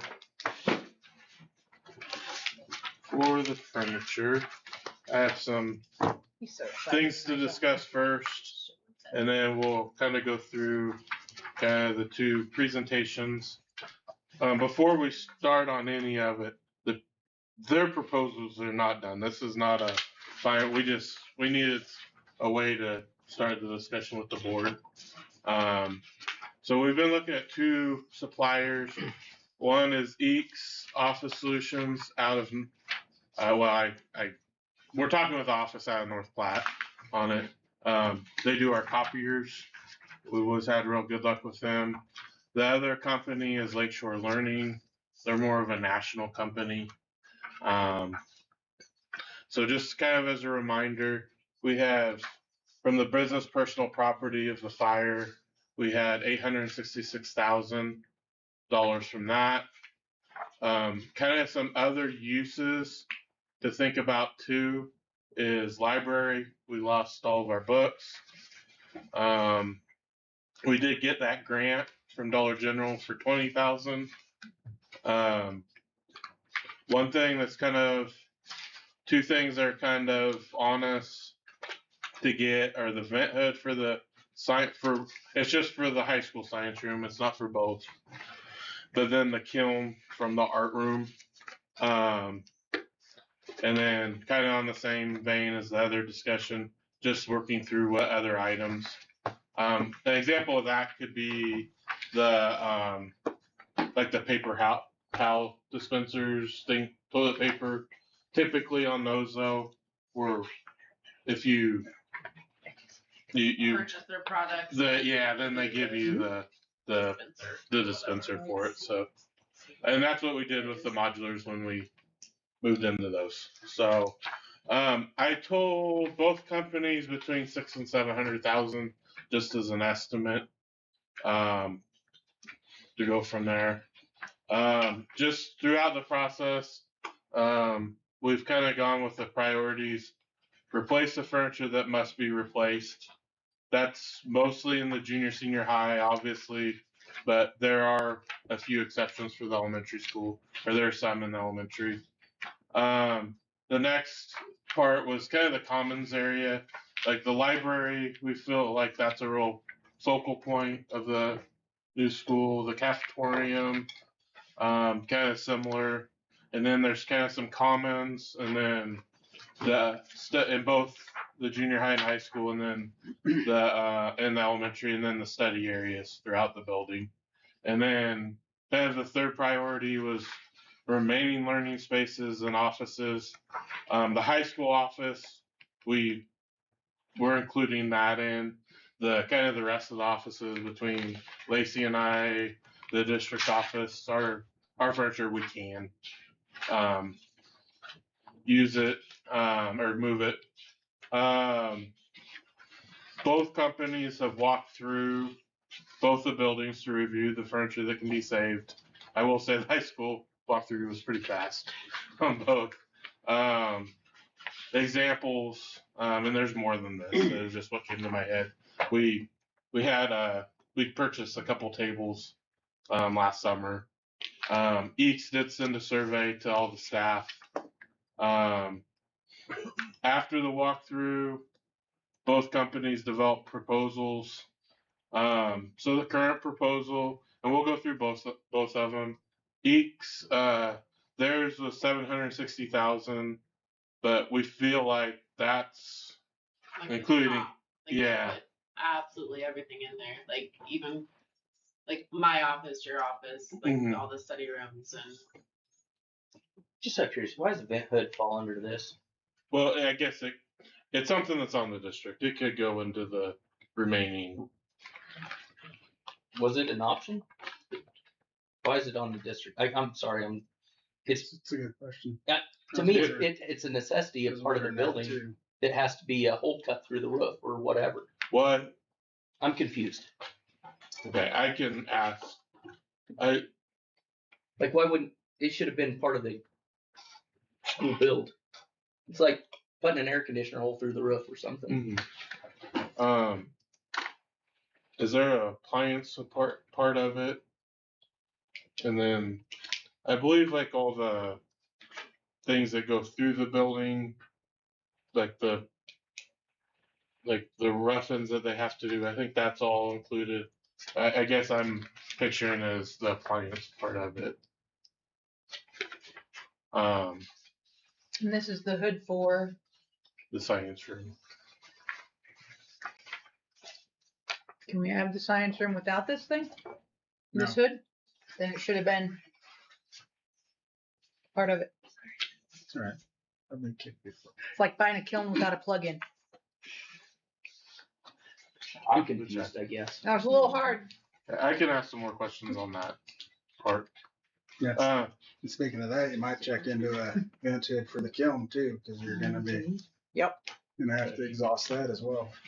Okay. Why wouldn't it be included? Yeah. Like that's a structural thing, I think. Maybe I'm wrong. The Lakeshore Learning, it wasn't quite up to 600,000, but there was a lot of areas on it. Right, that they are- don't do office furniture, they don't, so they'd have to outsource a lot of different places. So they don't have the actual quotes for any office in there for like the cafeteria tables, they don't do those, they would outsource and get that for us, so they're not including all of it in their actual quote. And I would say their quote was missing some different rooms too. You brought up cafeteria, sorry, Eric. The cafeteria portion, is that included in the construction or is it part of this, like whole kitchen? Oh, like the kitchen. Like The it has a kitchen vent hood. The kitchen equipment is included. So the vent hood in it's included? I mean, kind of hand in hand, right? Yeah. So let's see here.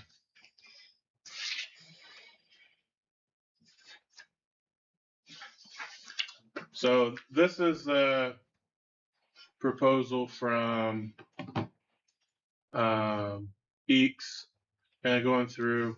They do have every room included on this. They start off from the main level. They have a picture in each area. One thing as you go through, it'll say if they're planning on using an existing furniture item. So like on the elementary side, they have like drawn in tables, but it should say on the table existing on some of them. So, but I will say too, this isn't finalized. No. We did leave off the art room, the elementary art room and something else. So it's not 100%, but it's pretty close. But Closer than the other guys. yeah. And we meet. I mean, it's in the quote, it just doesn't have a picture. Yeah. I like better stuff anyway, better. It looks way Well, better. if you can actually see some of their stuff, I have More aesthetic to that. We purchased 8 of their tables this last year, and so we have them in this school. We want to look at them before you leave too. And then this is what they're proposing for the material. They were here last week, but we are meeting with Lakeshore. He can't come because he's so far away, so we don't get. What is that for? This is the type of material for like the different, you can feel it pass down, to put on like the cushions and the seats and any of the, I think like the commons area, like the little couch and stools and stuff. So it's wipeable. It's wipeable.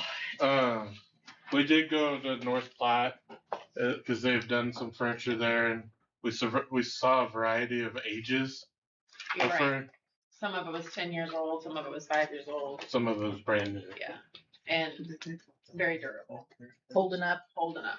And it sounds like you guys have a they're using decent it. relationship with these guys. Like if you have a problem High there. School is very, and it was like I think 7 to 8 years old. All the stuff inside of it. What school? North Platte High School. So lots of students, lots of wear and tear. They use it in their library, and the whole school. So it was good to see what students did to it in 7 years, and it still looked good. So. So y'all physically looked at it. Yes. Each has.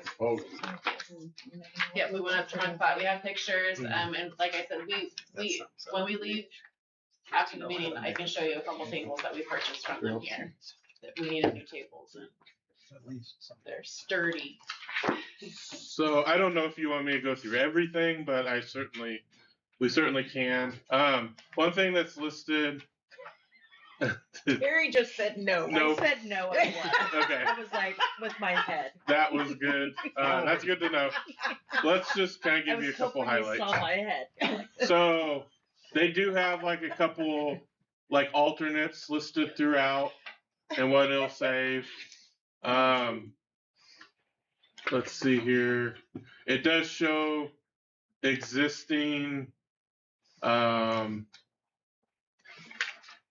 Maybe I need to go down to an elementary.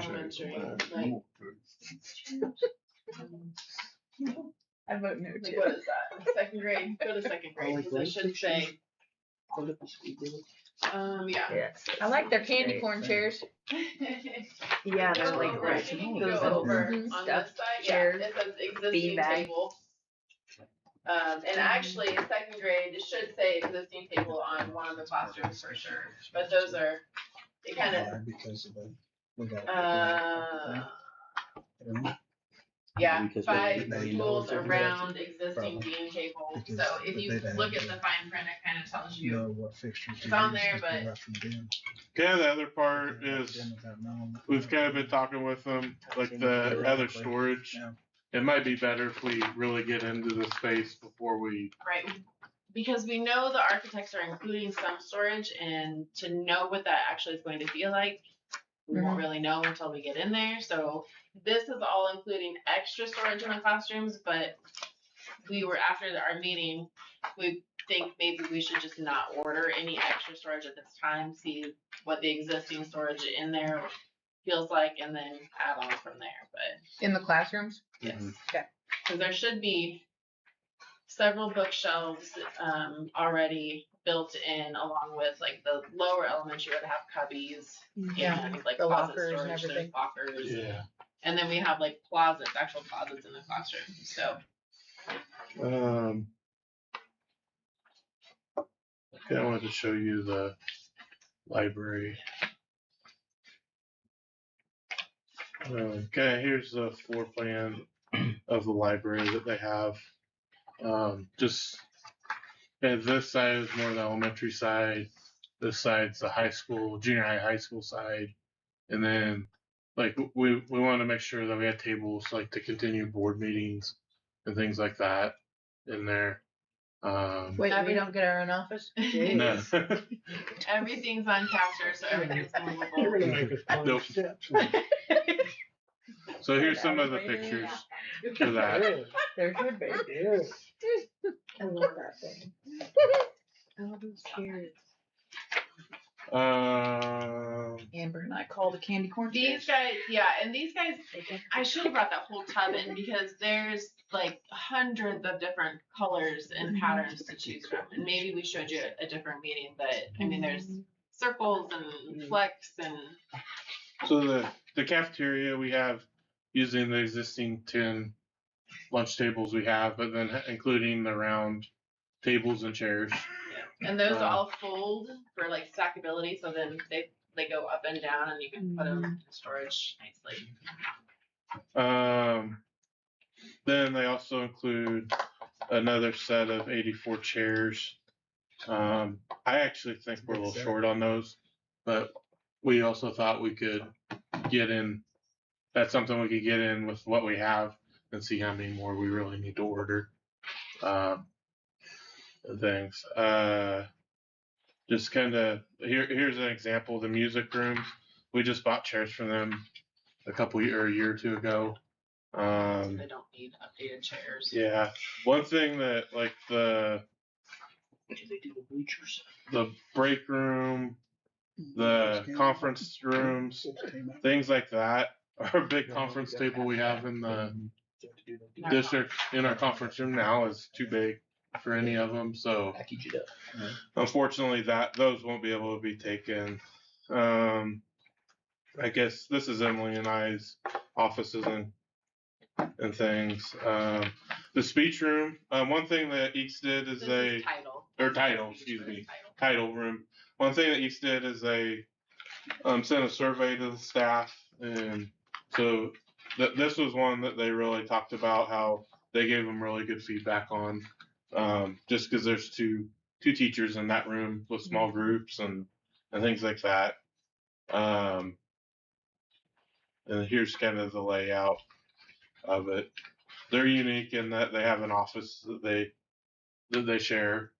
They were given the option of making this like more of a storage room and having their desks out here, and they both agreed they wanted it in the office. And things. Have an elementary classroom and things. Let's see, your main elementary office. They've got Megan's candy corn chairs all over the place, don't they? Yes. This is Lacey's office, the conference room, kindergarten classrooms. What are those little square things? They're little. It's like a carpet square. Yeah. But it's updated. What? They're like little cushions, Cute. and they're stackable. You can see if you look at on there. They're made out of that fabric that I showed you. So then like they're little cushions you can sit on the floor. So And then they're, there's a storage unit to put them in. Makes me nervous. Oh, shoot, we But just it's had kind that. of like Yeah, where, I like go know. get your carpet square and stick it on the floor, like had back in the that day. little piece of foam. Yeah. Yeah, that was about Yeah. that thick. Yeah. Yeah. So this is kind of the commons area. Like it has a small group. Like this is where in the first floor, like where the bookshelves and things like that. Study rooms. We have lots of study rooms in the building. And those are one of the places too. Like we could use our existing furniture if we need to. Just we kind of need a direction on how much money we should be spending, and if we need to be. Did they give you any idea of the lead time? They said at least 8 weeks for a lead time on it. If you ordered in 8 weeks, ordered the furniture, in 8 weeks from that date, they'll be setting up on the hill. Yeah, I mean, they said 8 weeks. Yeah.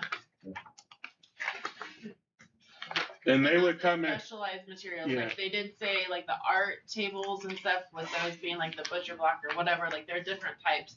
Those might be a little bit longer. So if we're wanting those for August.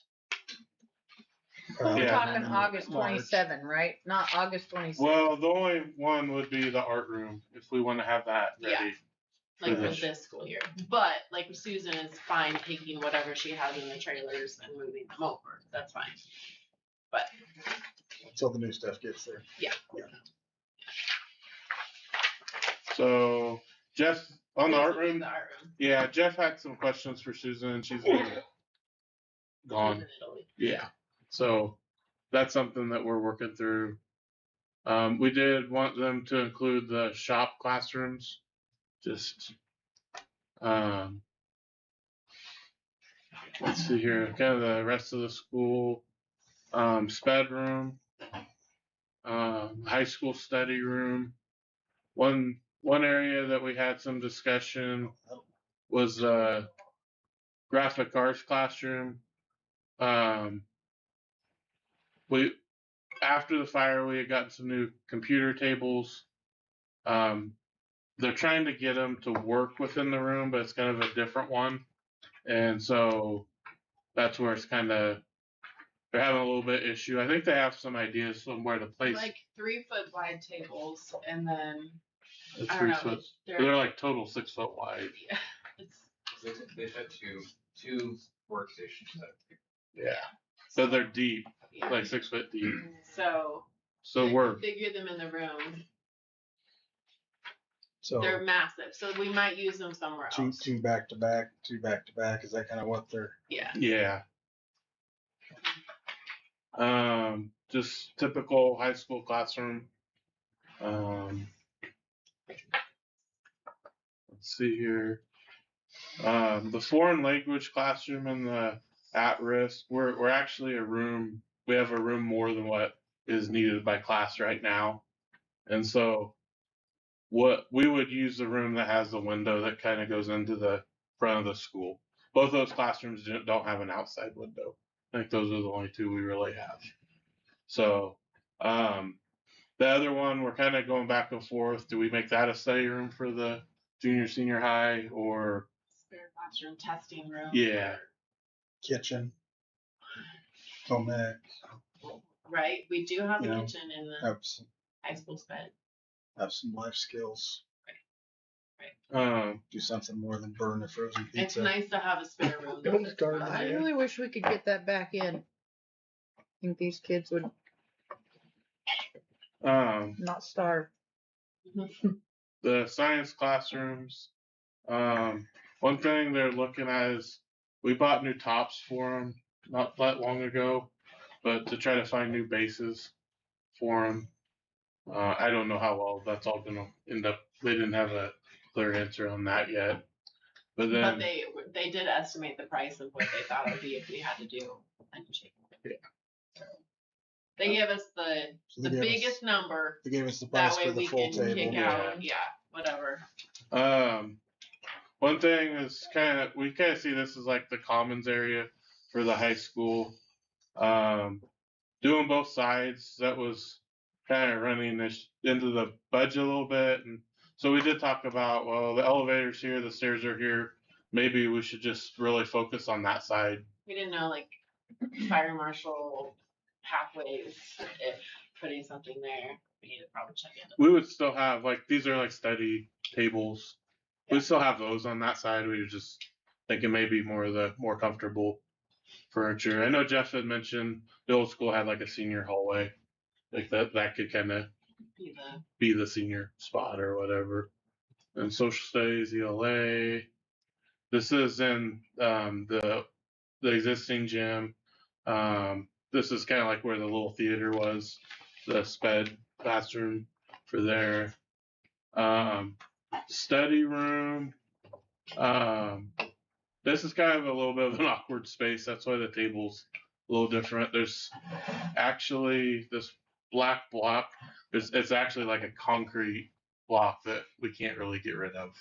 Like goes over the door of like the gym entrance. Like when you go into the old part of the school, there's the doorway there. And so I don't know if it's like the header or what it is up there, but Jeff would know. I don't know. So it's there. I mean, it's a big cement. Talking about on the west side of the little theater. Yeah. Is that what you're talking about? Yeah. So. They are gonna move the wall. It was narrower, and it's kind of a dead space, so they're gonna move the wall and the door to the east a little bit, a couple feet. The break room, elementary, just the upper classroom. So one thing that's different with 5th grade is they don't really have cubbies because there's lockers for them in the hallway. And then just the study room. They don't have the art room listed. It's in the cost. And then there's another study room up there. And then whose decision was it to move that wall? I think. Well, it was actually the furniture people who initially asked if we could, and so we talked with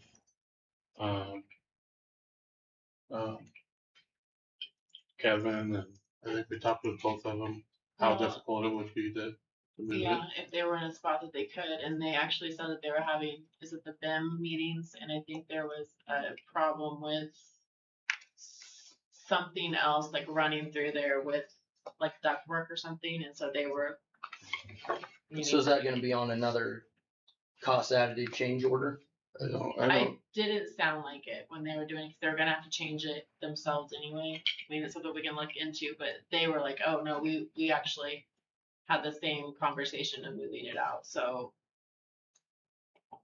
you're talking about the wall on the east side of that room up there. Theater. Yeah, so it's the like little theater. It's making a hallway. It's not a wall that's already in place. Yeah, it's one that's. It's a new wall. Yeah. No, I understand that, but it's a change order. Yes. So I want to know where that money's coming from. It's this wall on the here. next change order. I think it's been changed. I don't. If they had it sent through, then it would have been previously. Yeah. Going up there, I mean, they've got everything set. They have the doorway and everything set in place already. So. Well, I'd be curious to know if it was for sure included or if it's coming. Right. And then this is kind of flex space that we were thinking like a reading area on the second floor commons. Flex space. Have yoga there on Monday. Need to elaborate on that.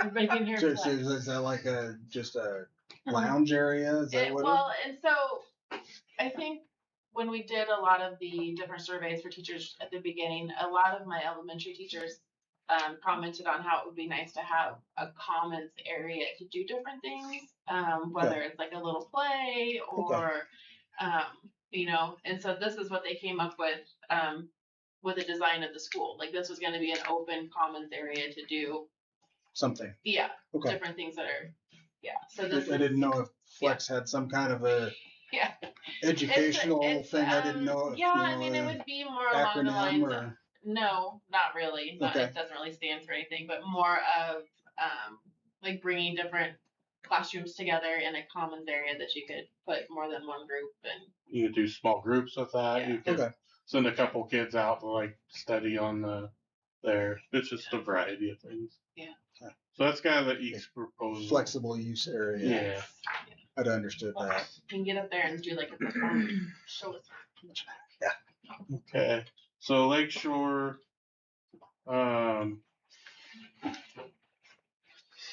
They did the same thing. We gave them, you know, what we have existing, and they did a pretty good job of sticking with that. But like we said, they don't have some of the different things that, I mean, we could go through them, but they would have to reach out to different companies too. I hate to show this one, but they put the ag classroom in the shop area. I don't know why they did that. Yeah, I was confused on what the classroom was. One thing that's kind of different with them is they didn't show every classroom, but like they have the 6th grade classroom. This is like they're saying, okay, the 6th grade would be pretty much the same as the other, like both 6th grade classrooms and things.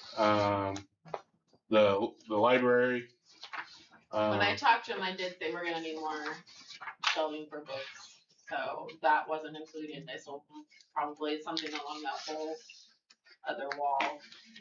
Like, so this is kind of the title room. Commons. Oops. That 866,000 is those from insurance, correct? Yeah. Can that be spent on everything, or is that only for what we lost?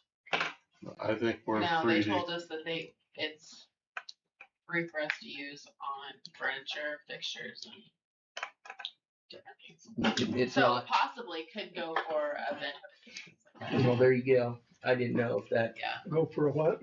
Like your vent hood and kiln, and like if we have that, I'm assuming. Yeah. It just said in the building, not like for a bus or something like that. Okay, probably not for the football stadium. You know, since it wasn't involved. Well, but the grade school wasn't involved in it either, right? Correct. Yeah, good point. So, yeah. I mean, I just wanted clarification on that. Yep.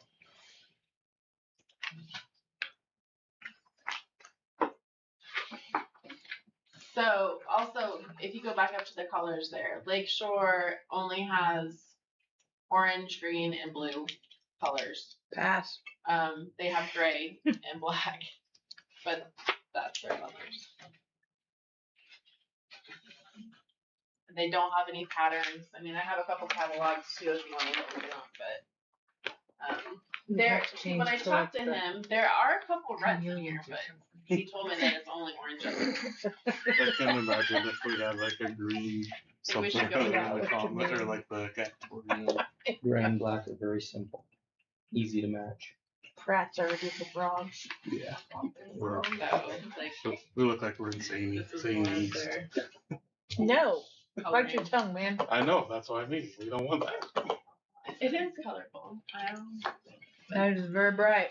So, kind of the same thing with high school. Coffee. The science classrooms, ELA classroom. That'd be similar for math and social studies, things like that. I think they made this a pretty easy decision. So, break room. That second floor space.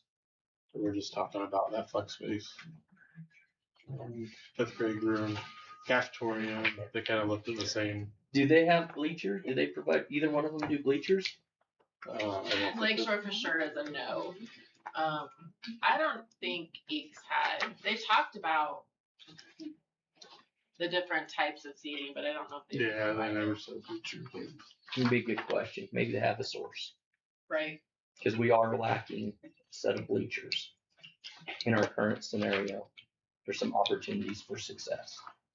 Conference rooms, and then principal's office. I guess they did. For some reason, they would do the principal's office to the other district office. I don't know. If we were to do it, it would be asking for the same stuff.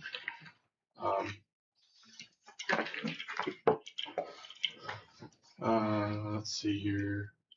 The task chairs are like for the teachers and things. And so that's the presentations. We'll have more information here pretty quick, I would Right. think. And we have another meeting this coming Thursday. Yeah.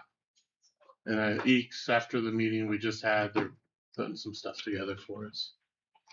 Thanks.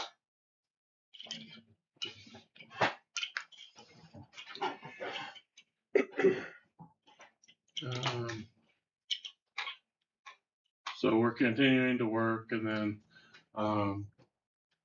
later in the summer, fall, I think we'll be at a point to start approving those items. Is this who's supplied like the school that was taken up?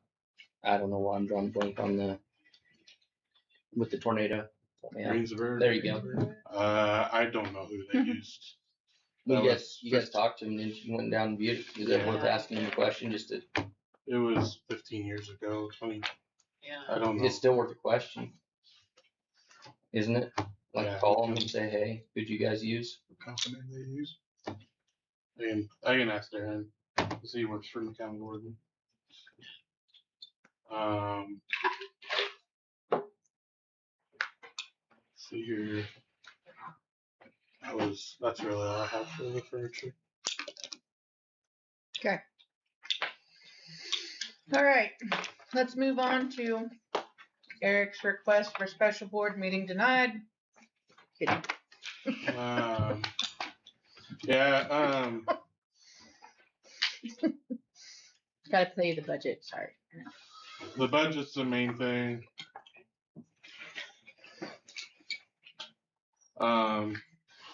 We just wanted to get that set for the last week of June.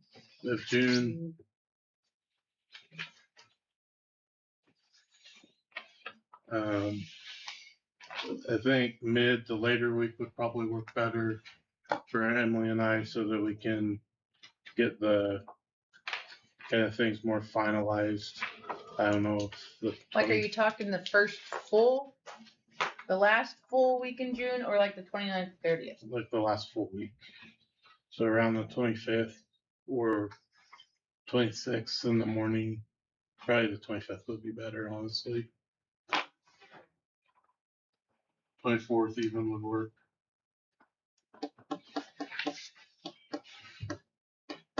I don't know what people have for.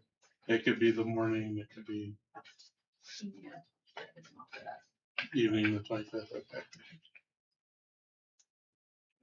Mornings, I know there's a lot of ball games and stuff right now. How long are you talking? It won't take very long. That was not an answer. Well, we'll have probably more discussion with the handbooks, and then just reviewing the budget in the year. About 2 hours.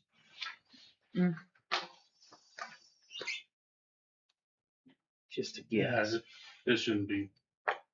It should be less than an hour. Shouldn't take very long. So the 25th, was that the 24th is the Wednesday? Yeah. Does that work for? I won't be here the 26th if you have to have me. I will possibly be able to make it because it will be harvest time. I could do 24th, 25th, but I can't do 26th. Well, we'll either make it or we won't, right?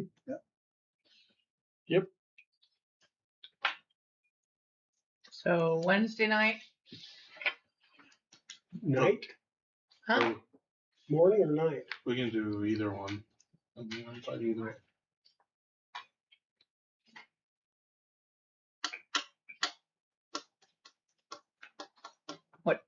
Time in the evening would work.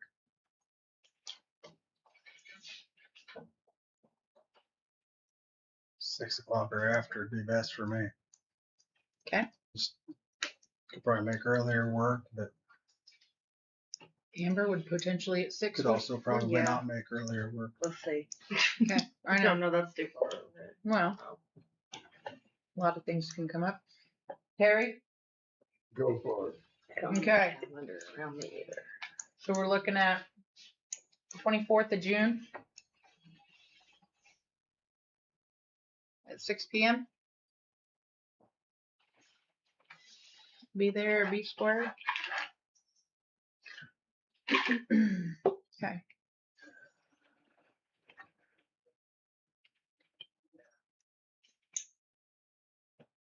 Eric has promised it would be less than an hour. I think we write that down. I write it down, sign it. Okay, let's move on to approval of property insurance proposal. So we got back the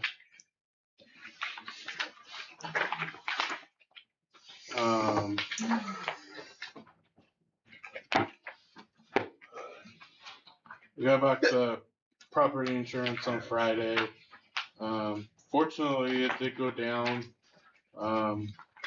The coverages are the same. The coverage is the same. But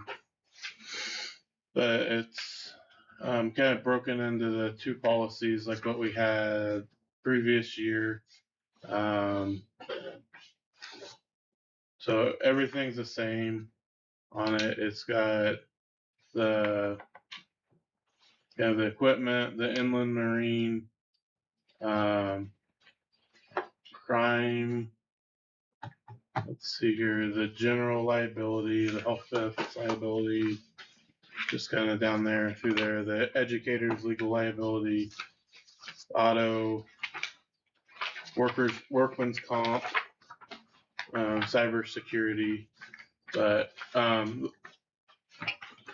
guess the other discussion is in the past they've offered like that we could on the wind and hail it's based off of either 5% or at least $100,000. So to buy that down is cheaper this year than what it's been in the past. So to buy it down from 5% to 3%, and then so the totals for either one are cheaper than what we paid this year for it. And so option one with the 5%,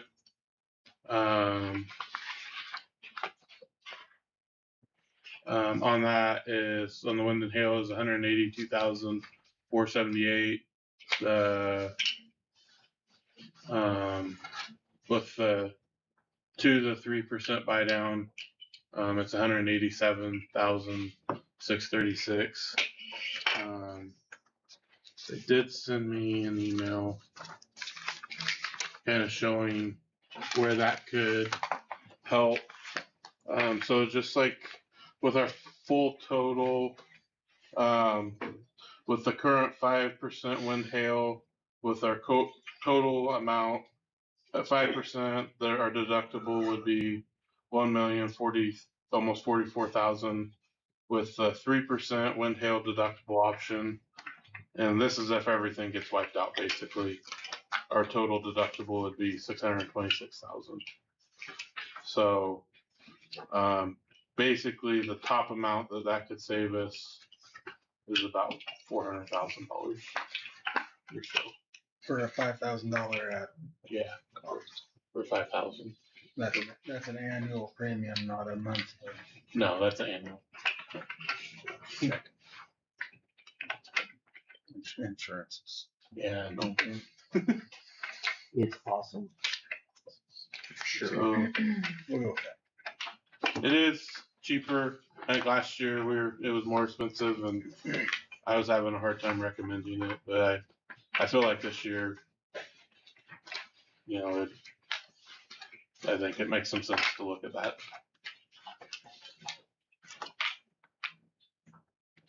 So that would be considered their option 2. They did go in on email that there's an equipment coverage option. It does look like it's the Travelers, and it's not on your page. Right now, the renewal coverage is $2,012, but they found a Travelers equipment breakdown that's $890, so that would save another $1,000, which makes sense to me as long as the coverages make sense. So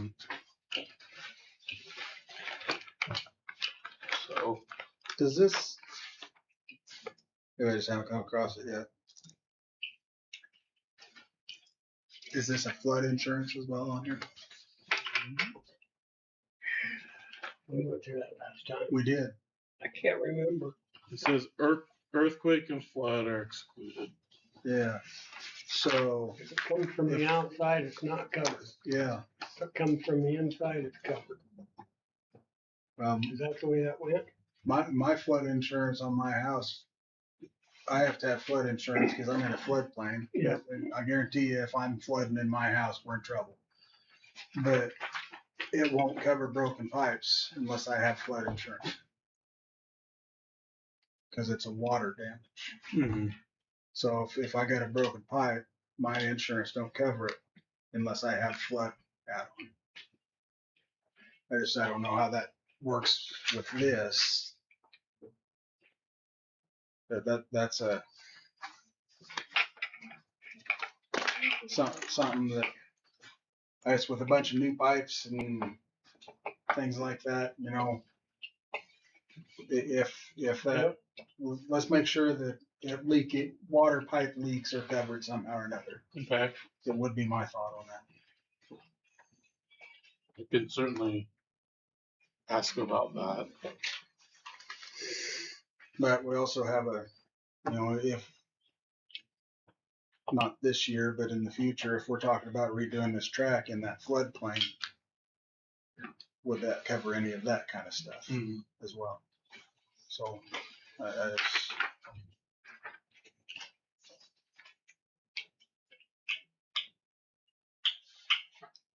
I think you know my feelings on insurance. Mm-hmm.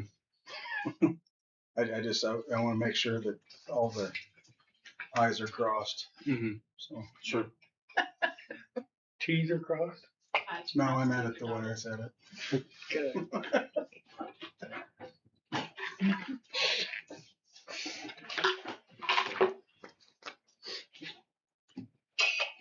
Okay. So what option are you recommending? I was just saying option 2. Yeah.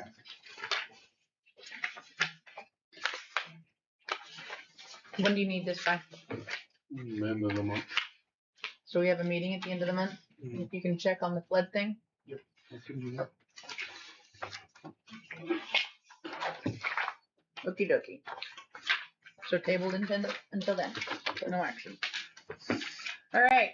141 administrative reports.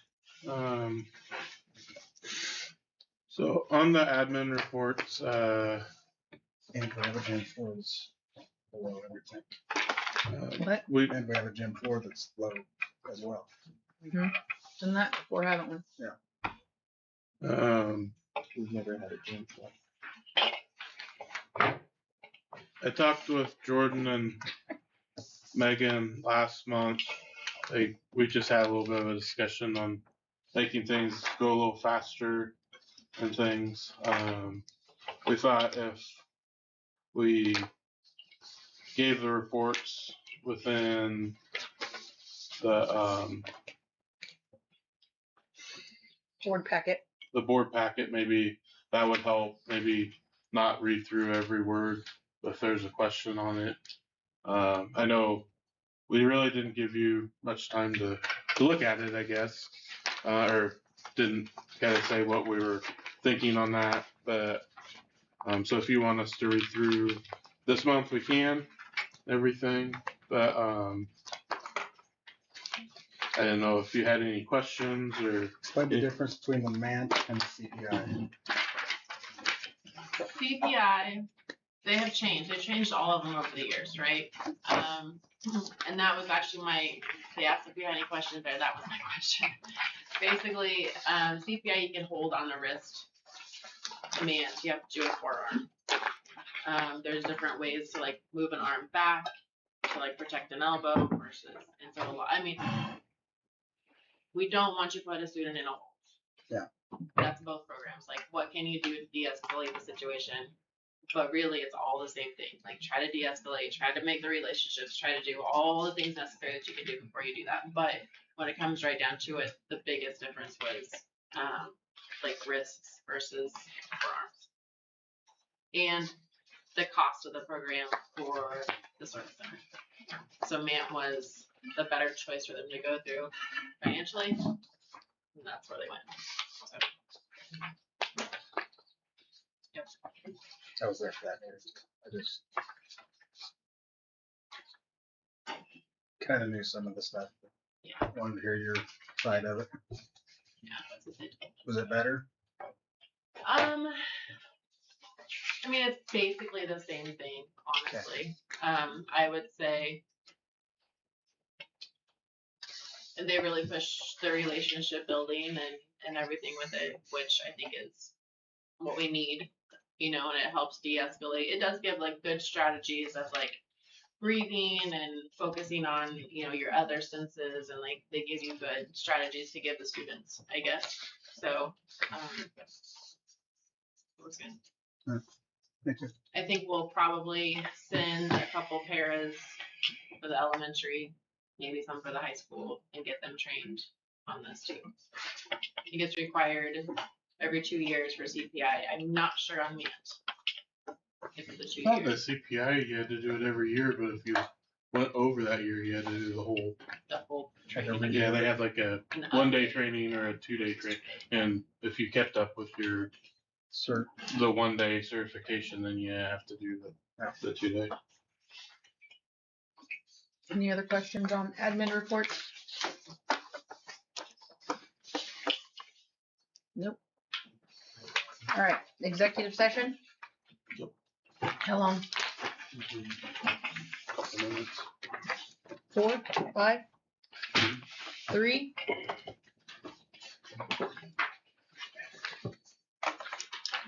I move we'll go into executive session with board and admin. Right. Non-elected personnel, hires, resignation, retirements, transfers for 3 minutes. 3 minutes. I second it. Okay, it's been moved and seconded. All in favor? All opposed? 3 minutes.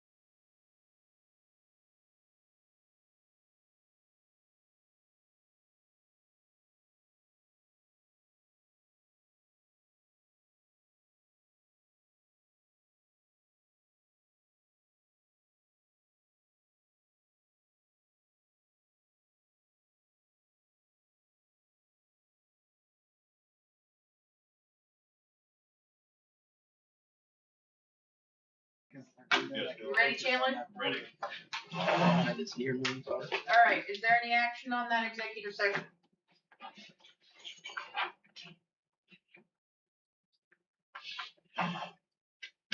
I move that we hire Ashley Norton as the high school math teacher and accept the resignation of Grayson Senator as the junior high basketball coach.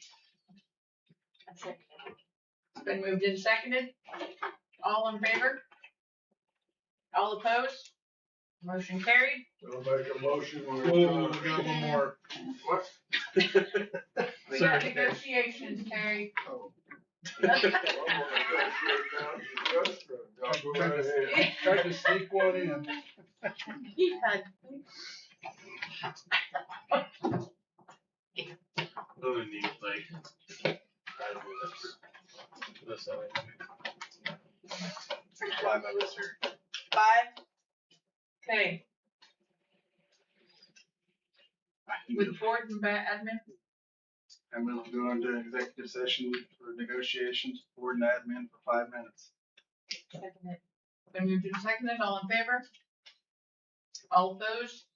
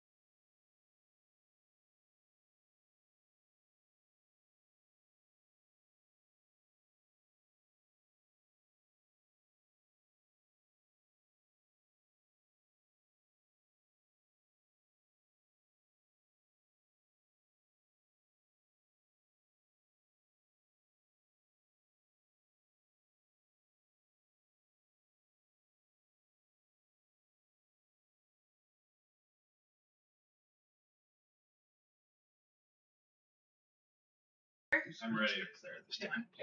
All right, we're back in regular session. Is there any action on the executive session? Nope. All right, Terry. Let's say the magic word. Say it, Brand. Make a motion, we adjourn. I'll second it. Yes. Okay, it's been moved and seconded. All in favor? All opposed? Motion carried.